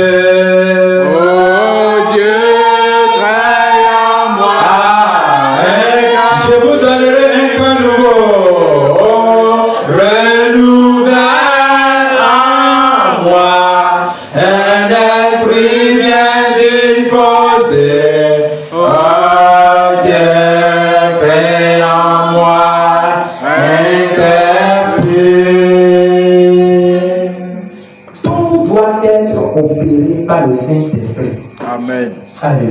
Amen. À ce niveau. Je vais vous montrer deux choses avant qu'on continue. Dans Nombre chapitre 11, le verset 25 et le verset 29. Vous allez voir là où le frère Moïse, on a enlevé de son esprit pour remplir d'autres personnes. Nombre chapitre 11, le verset 25. L'Éternel descendu dans la nuée et parla à Moïse. Il prit de l'esprit qui était sur lui et le mit sur les 70 anciens. Et dès que l'esprit reposa sur eux, ils prophétisaient, mais ils ne continuaient pas. Alors, le verset 29, Moïse répondit à Josué, es-tu jaloux pour moi? Puisse tout le peuple de l'Éternel être composé de prophètes et veille, l'Éternel met son esprit sur eux. Tout le monde doit être rempli du Saint-Esprit. Tout le monde doit être rempli du Saint-Esprit. Je vous dis que même Jean-Baptiste, dans le ventre de sa maman, était rempli du Saint-Esprit. Tu entends? Tu entends? Hein? Quand toi tu viens au que tu manges là, tu dois être rempli du Saint-Esprit. Bien, donc la Bible dit, lorsque Marie va saluer Elisabeth, le Saint-Esprit a fait bouger l'enfant dans son ventre. Il a tressailli. Tiens, tu veux un mot aujourd'hui. Alléluia. Ça veut dire que, vous voyez? Et dans le livre de Joël, la Bible a dit, je répandrai mon esprit sur tout temps. Attendez d'abord. Donc vous pensez que dans l'esprit de Dieu va habiter seulement dans frère Philippe et ne doit pas habiter dans Sébastien. Pourquoi? Parce que Sébastien est un enfant. Qui vous a dit que Dieu connaît l'enfant?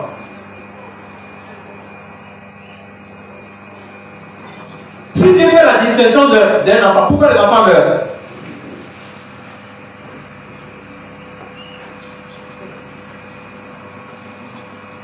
Si Dieu fait la distinction d'un enfant, il y a des enfants qui ont 8 ans, 12 ans, qui ont été rois en Israël. On n'avait pas nommé roi.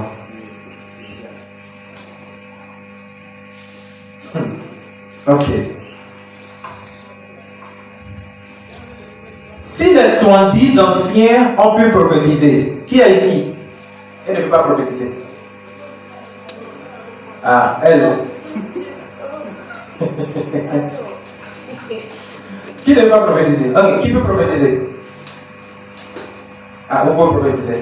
Ok, tel que tu l'as dit, que le Saint-Esprit te remplisse. Amen. Qu'il t'amène à faire ce que tu ne peux pas faire. Amen. Alléluia. Amen. Tu vas l'observer dans quelques jours. Amen. La Bible dit, lorsque Samuel prophétisa et annonça la nouvelle à Saul, et Saul voulait dépasser Samuel, on changea Saül, on lui donna un autre cœur. Vous avez entendu? Et Saul commence par prophétiser. Avec les prophètes. Avec les prophètes. Et les gens me demandaient, donc Saul aussi était prophète? C'est l'Esprit Saint qui nous fait prophétiser. Amen. On se lève pas et on dit, est-ce que je peux prophétiser? Je vais prophétiser à 2 personnes aujourd'hui. Alléluia. Amen. Tout ça là, on appelle ça par flottage, des chimères, des allégories, des choses qui ont des imaginations trop basses. Ça n'a rien à voir avec l'Esprit de Dieu. L'Esprit de Dieu, lui, il prophétise en nous. Ok.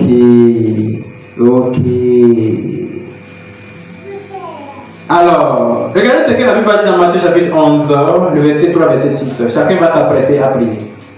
Apprêtez-vous à prier, selon le besoin que vous sentez d'avoir le Saint-Esprit. Matthieu 11, le verset 3. La Bible dit, est-tu celui qui doit venir ou devons-nous attendre un autre? Saint-Esprit, par la transmission, qu'est-ce qu'il va faire? Jésus leur répondit, allez rapporter à Jean ce que vous entendez et ce que vous voyez. Dis à quelqu'un, va raconter aux gens. Dis, allez raconter aux gens. Allez raconter aux gens. Mais, il n'a pas demandé quelque chose. Il n'a pas dit, mais je vais raconter quoi? Parce qu'il n'est pas conscient. Ok, dites-lui que les aveugles voient. Les boiteux marchent. Les boiteux marchent. Les lépreux sont purifiés. Les lépreux sont purifiés. Les sourds entendent. Les sourds entendent. Les morts sont ressuscités. Les morts sont ressuscités. Et la bonne nouvelle est annoncée aux pauvres. Et la bonne nouvelle est annoncée aux Tu pauvres. le feras ainsi au nom de Jésus-Christ. Amen. Alléluia. Je vous dis quelque chose. Les serviteurs de Dieu sont partis à l'évangélisation. Comme on a l'habitude, on organise peut-être dans une année, on organise jusqu'à peut-être 20, 30 séances de croisade comme ça. Je ne sais pas si c'est encore comme ça maintenant. Mais il faut avoir, hein, c'est de l'argent, c'est pas. Pourtant, on n'en a qu'à personne. On le faisait de notre propre générosité. Ils sont entrés dans l'évangélisation. Ils ont vu le frère, il est aveugle. Il ne voit pas, il ne voit pas du tout. Et vous savez, quand les gens les prennent comme ça, vous allez voir, on dit priez pour eux. C'est vous qui avez fait de prier aux gens. Tu me que c'est lui l'aveugle. Arrivé là-bas, vous avez dit, au nom de Jésus-Christ. Ils ont terminé. Ils étaient en train de parler comme ça. Et le monsieur dit, mais je vois. Et même ils ont fui.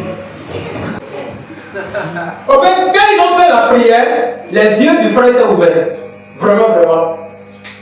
Oh, si je vraiment il peut avoir des milliards, il raconte un peu de ça derrière lui. Ils étaient deux. Donc, quand ils ont fait la prière, les yeux du frère s'est ouverts. Je vois. Mais je vois, je peux le voir, mais ils ont fui. Et mais c'est pas vous qui avez prié pour que. Ils voient, mais ils voient maintenant, ils sont revenus maintenant. Donc c'est vrai que tu vois, hein. Mais nous-mêmes on avait pris.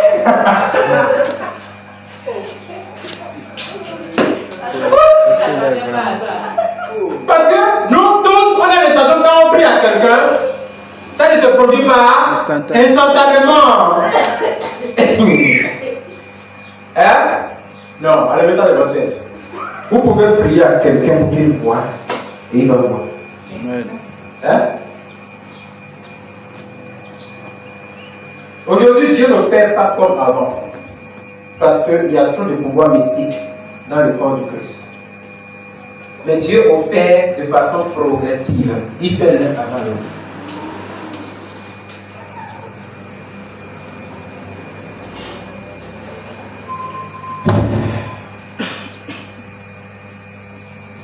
Quand vous allez quelque part aujourd'hui, peut-être les gens comme nous, on peut croire en nous facilement. Parce qu'on ne sent pas en nous qu'on a quelque chose de mystique. Pour nous, est mieux. Hein? Les gris-gris, les choses là, pour nous, est mieux. Mais si toi, tu deviens un peu célèbre, tu pars quelque part, tu peux à quelqu'un, il est guéri. Mon ami, quelqu'un va dire, il est dans une ruche. Tu vas pas attendre ça. Pourquoi? Parce que on sent aujourd'hui que, d'abord, le monde n'a plus besoin de miracles comme avant. Le monde a besoin aujourd'hui de l'évangile. C'est l'évangile qui fait l'œuvre du miracle. C'est pas nous. Donc, ce qui va se passer, c'est que les gens doivent voir que les aveugles voient, les sourds entendent, les lépreux sont purifiés, les infirmes marchent, les morts sont ressuscités. Mais dans quel sens? Les morts dans le péché sont ressuscités à la croix. Amen. Les aveugles qui ne voient pas la réalité spirituelle voient maintenant. Amen. Est-ce que vous avez des aveugles? Oui. Il y a des sourds hein, qui n'entendent. On va prêcher du matin jusqu'au soir. Mon ami, il a même prêté le matin avec nous. Il y a des sourds comme ça. Alléluia. Hein? On a les lépreux. Tellement qu'il a la charge du péché que il n'a même pas votre temps. Hein? Vraiment. Hein? Ça lui gratte. Bon, vous voyez, non? C'est ça le miracle que nous attendons aujourd'hui.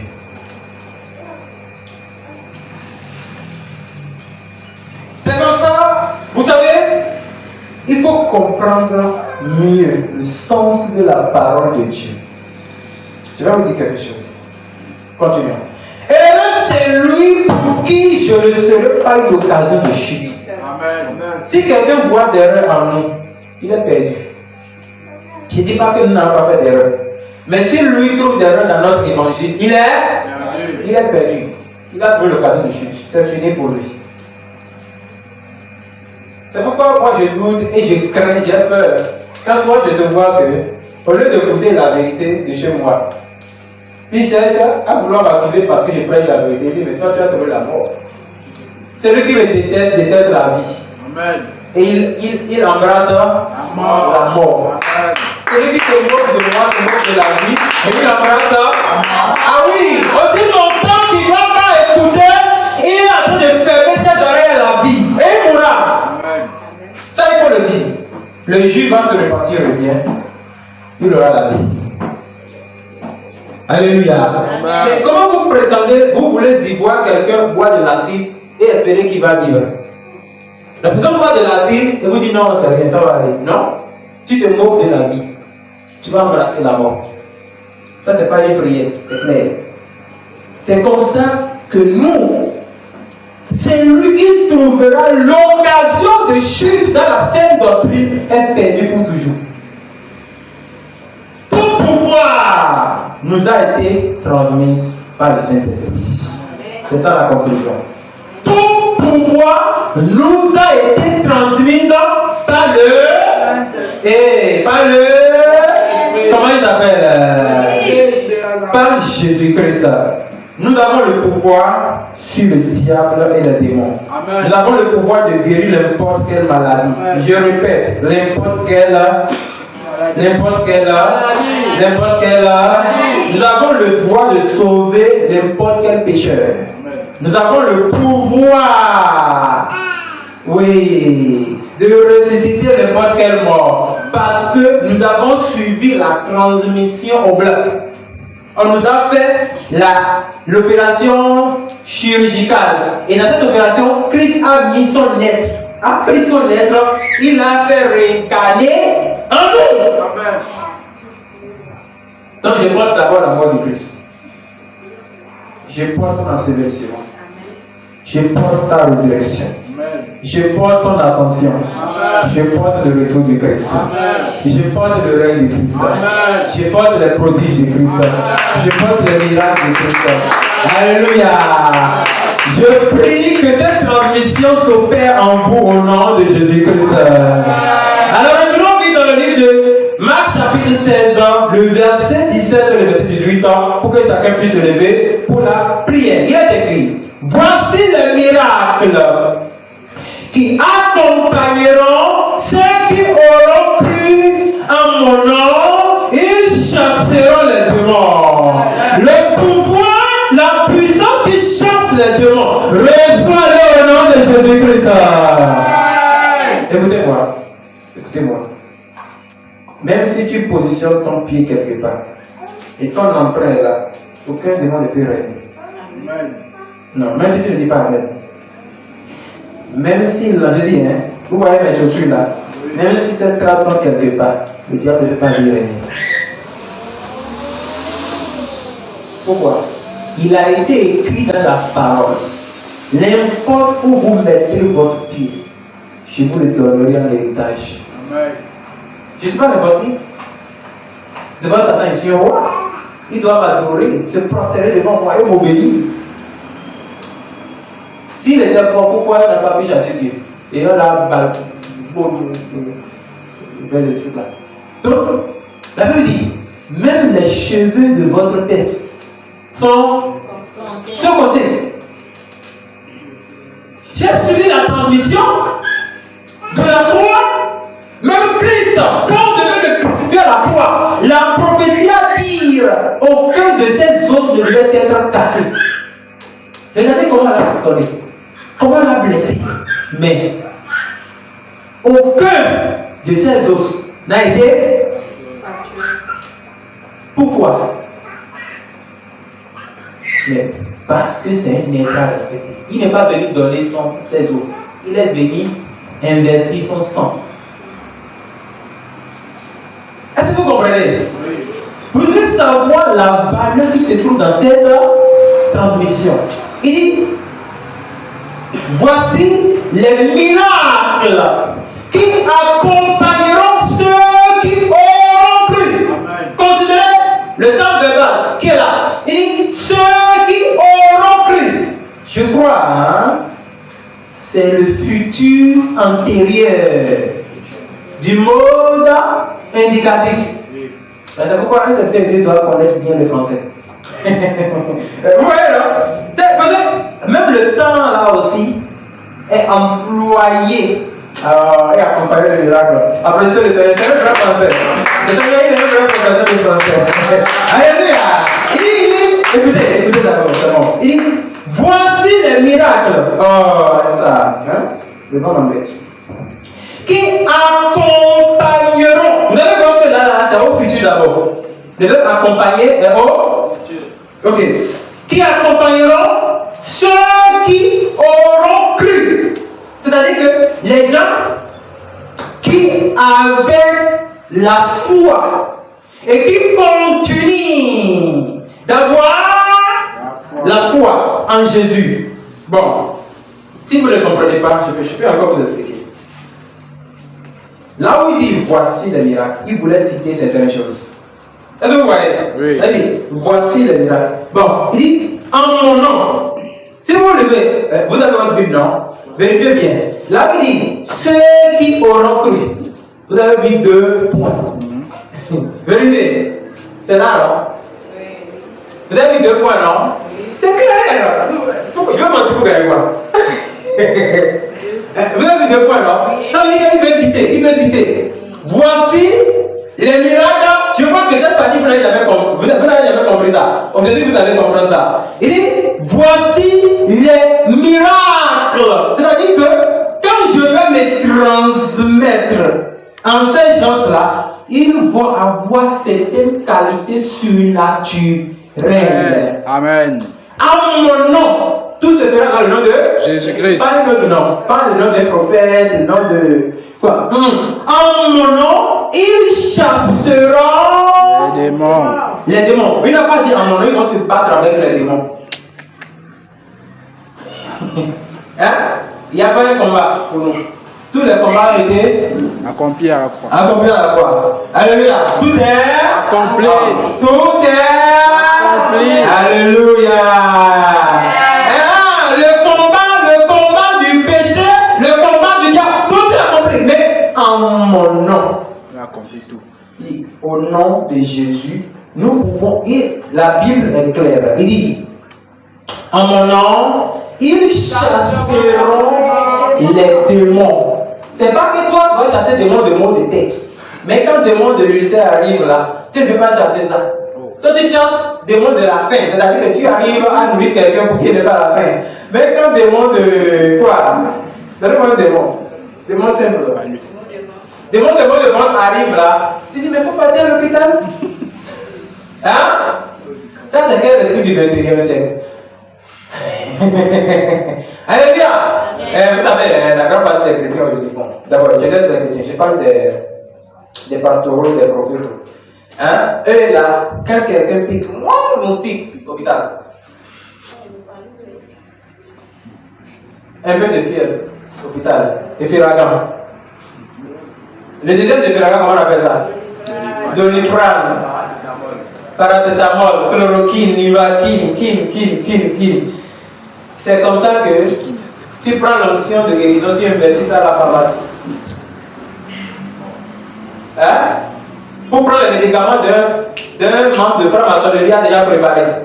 Vous ne savez pas? Si. Tous les médicaments des hôpitaux ont été préparés par les francs-maçonneries. Vous ne savez pas? Dans la médecine chinoise, je ne sais pas le droit de dire ça. Bon, c'est bon. En tout cas, c'est ça. Vous voyez, non? Donc, c'est pourquoi Dieu a donné le pouvoir de guérison. Parce qu'il sait que les médicaments ne guérissent pas toutes les maladies. Surtout la médecine de l'hôpital est limitée, très limitée. Peut peut-être guérir jusqu'à peut-être 35 à 40% de maladies. Le reste, on vous opère. Après ça, ça dépasse. Bon, vous pouvez aller dans les des tradipraticiens, ça dépasse notre compétence. Vous priez Dieu. On a seulement l'espoir qu'en Dieu.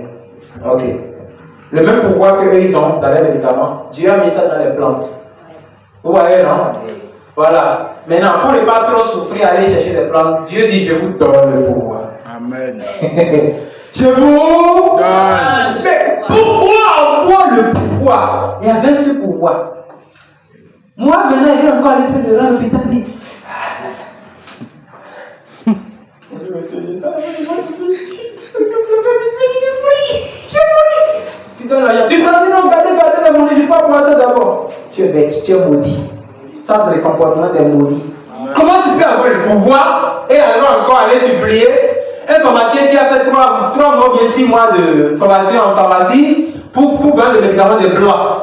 Et le blanc en question va le voir, c'est un dépravé. Toi, tu dis que tu prêches la sainteté, tu es enfant de Dieu, un Dieu si fort et puissant qui a créé l'univers visible et invisible, et tu vas supplier un pauvre pharmacien que moi je l'ai enseigné à l'école, le BPC. Hein? C'est pas possible. C'est pas possible. Il faut dire c'est pas possible. C'est pas possible. Et dis-lui, ne fais plus ça. Dis à quelqu'un, ne fais plus ça. Ne crois plus dans la pharmacie que Jésus. Ne croyez plus dans la pharmacie que Jésus. Il a dit quoi? Tu vas encore faire? Alléluia. Oui, parce que je vois que nous qui sommes chrétiens aujourd'hui, nous laissons carrément le Saint-Esprit. Mais non, le Saint-Esprit c'est en pas dans notre vie.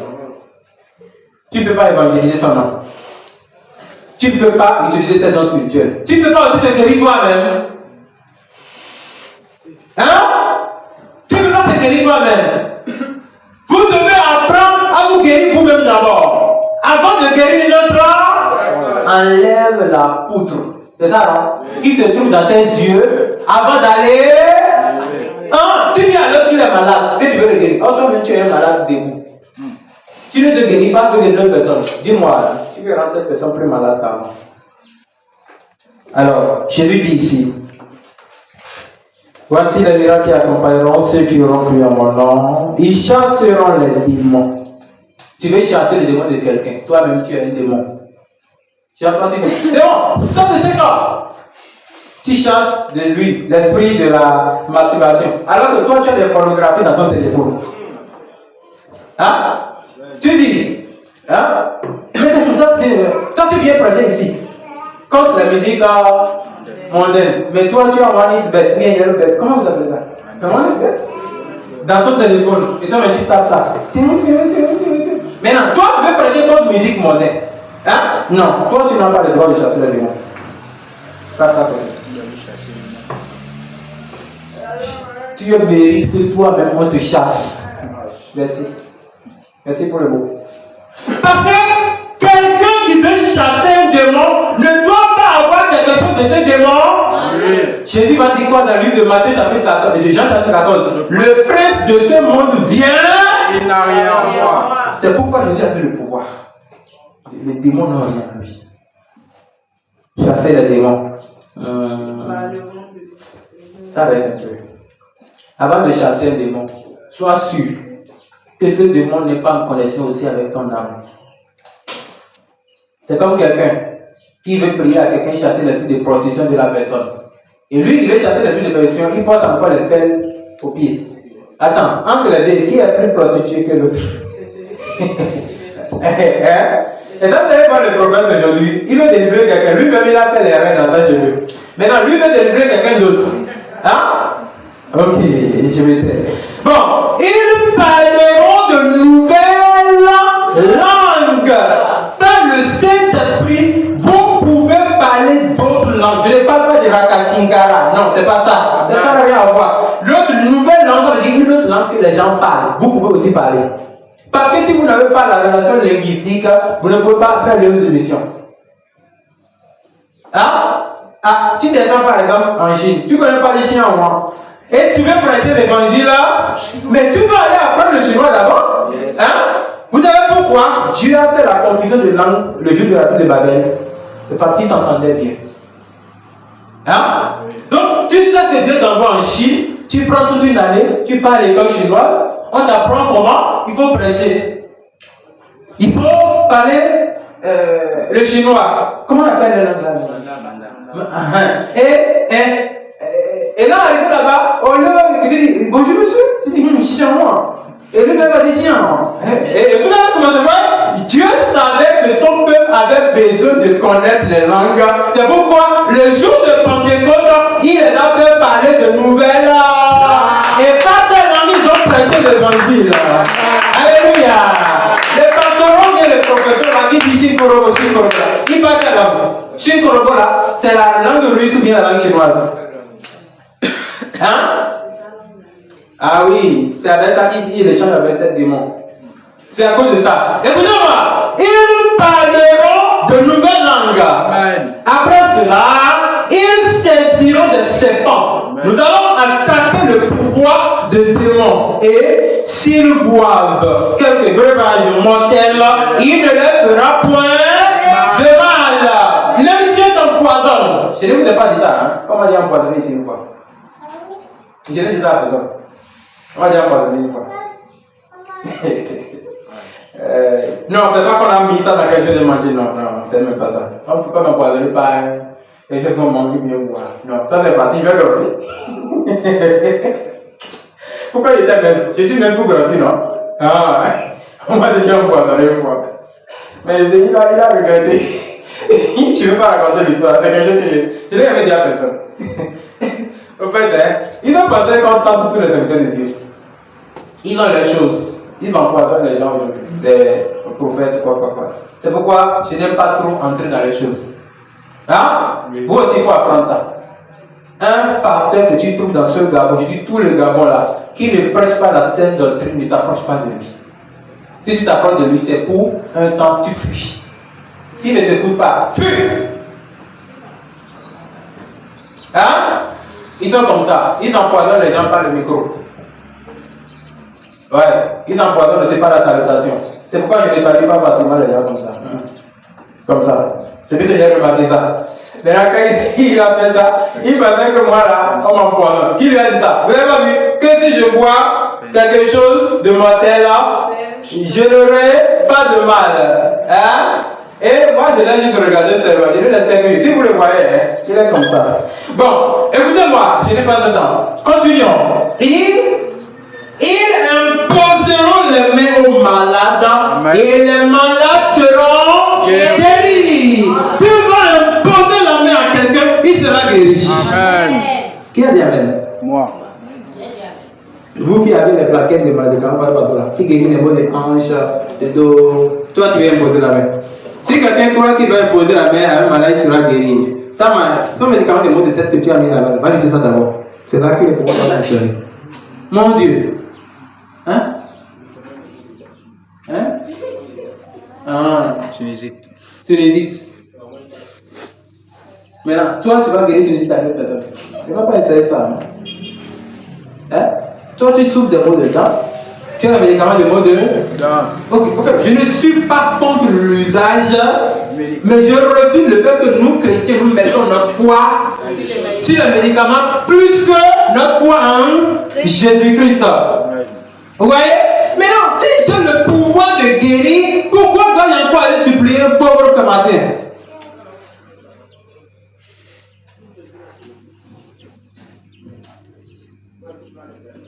Nous avons reçu le pouvoir par la transmission du Saint-Esprit. Saint-Esprit, transmets-moi tout ce dont j'ai besoin pour te servir. Tout ce dont j'ai besoin pour marcher sur le chemin de la foi. Tout ce dont j'ai besoin pour être parfait devant toi. Oh le Seigneur, transmets-moi ton être. Transmets-moi qui tu es. Priez au nom de Jésus-Christ. Saint-Esprit, transmets-moi ton être. Je veux me ressembler à toi. Être comme toi. Vivre comme toi. Dans tout ce que je fais. Guéri comme toi. Chasser les démons comme toi. Dites-le.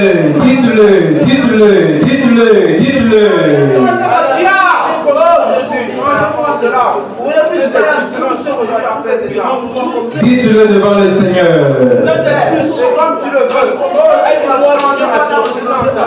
J'ai besoin de la transmission spirituelle. Je vais évangéliser sur la transmission spirituelle. Je vais guérir les malades sur la transmission spirituelle. Je vais chasser les démons sur la transmission spirituelle.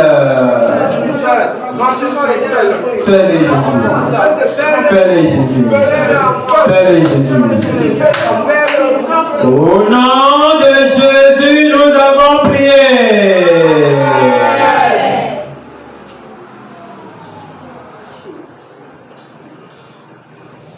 Écoutez le Saint-Esprit.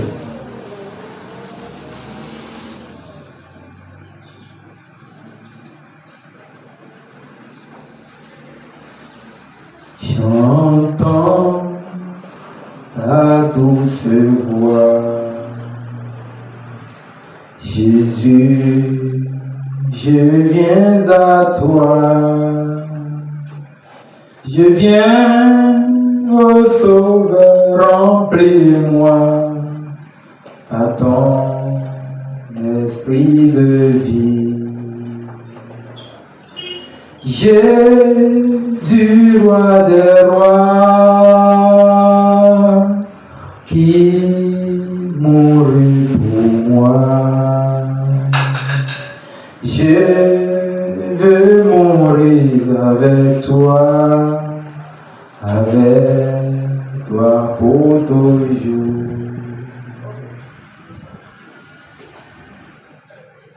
Que par cette transmission, tu sois capable d'utiliser, d'œuvrer pour le Seigneur par le don spirituel qu'il a mis en toi au nom de Jésus-Christ. Amen.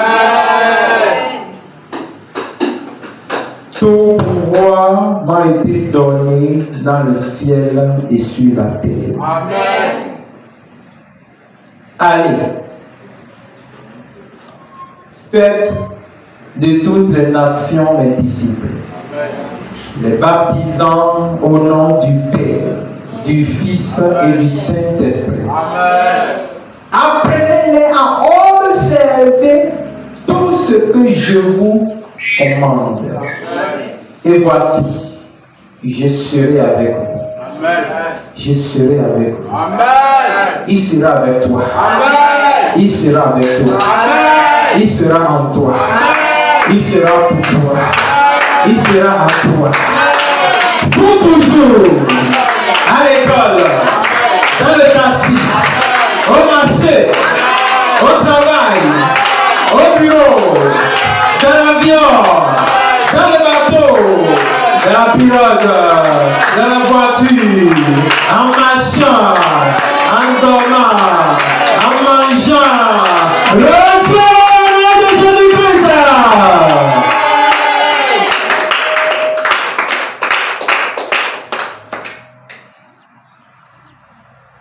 Voici les miracles qui accompagneront ceux qui auront cru en mon nom. Amen. En mon nom, ils chasseront les démons. Amen. Ils parleront de nouvelles langues. Amen. Ils garderont les serpents. Amen. S'ils consomment des breuvages mortels, ça ne leur fera point du mal. Amen. Ils imposeront leurs mains aux malades et ils seront guéris. Amen. Qu'à partir d'aujourd'hui, cela soit accompli dans vos vies au nom de Jésus-Christ. Amen. Il est écrit dans la parole, l'Esprit de Dieu est sur moi, car il m'a envoyé du Saint-Esprit pour délivrer les captifs. L'épée que tu as dans ta main, qui est la parole, je prie que par cette épée, tu coupes les liens du péché, les liens de malédiction, les liens de rétrogradation, que tu délivres les jeunes, les vieillards, les enfants, les adultes, dans les hôpitaux, dans les centres hospitaliers, dans les orphelinats, dans les écoles primaires, lycées, sur les chemins, dans les marchés, que tu les délivres au nom de Jésus-Christ. Rien ne pourra se tenir devant vous. Aucun démon ne pourra se tenir devant vous. Comme il a été dit dans l'une de lui, chapitre 10, verset 19. Je vous donne le pouvoir de marcher sur le serpent et les scorpions. Rien ne pourra vous nuire. La personne qui se croit plus âgée que toi et te menace, pourtant il connaît qu'il le fait par un mauvais esprit en lui, tu marcheras sur son pouvoir. S'il cherche à riposter, il va se cogner contre la pierre. Il est écrit dans la parole, j'ai mis le pied dans Sion. Celui qui se confie en elle ne sera pas confus. Amen. Et celui qui se lèvera contre cette pierre sera détruit. Amen. Cette pierre habite maintenant en toi. Amen. Et qu'il puisse détruire tout ennemi de Dieu au nom de Jésus-Christ. Quand tu vas sourire, que ça détruit tous les pouvoirs de l'ennemi. Quand tu vas sourire, que ça guérit un malade. Quand tu vas sourire, que ça évangélise quelqu'un. Je dis, quand tu vas marcher dans un quartier, que ça écrase le pouvoir de l'ennemi. Reçois cette transmission au nom de Jésus-Christ. Seigneur, merci. Merci jusqu'à cette heure. Amen. Jusque-là, le Seigneur nous a aidés. Merci pour les transformations que tu as commencées. Merci pour les témoins que nous aurons dans un mois. Merci pour quelqu'un qui va prendre une nouvelle décision. Merci pour les gens qui seront sauvés par cette rencontre. Merci pour les gens qui seront guéris. Merci parce que même sans demander à Dieu que tu as besoin de l'argent, que tu as besoin de l'évolution, tu viendras témoigner qui t'a visité encore et tu as connu de l'évolution sur ton chemin au nom de Jésus-Christ. Écoutez-moi, vous allez témoigner. Que la grâce de notre Seigneur Jésus-Christ, sa transmission spirituelle vous transforme jusqu'en toute plénitude. Au nom de Jésus-Christ. Nous sommes à la fin. La plateforme du réveil des nations. Toutes les nations viendront et se prosterneront devant toi.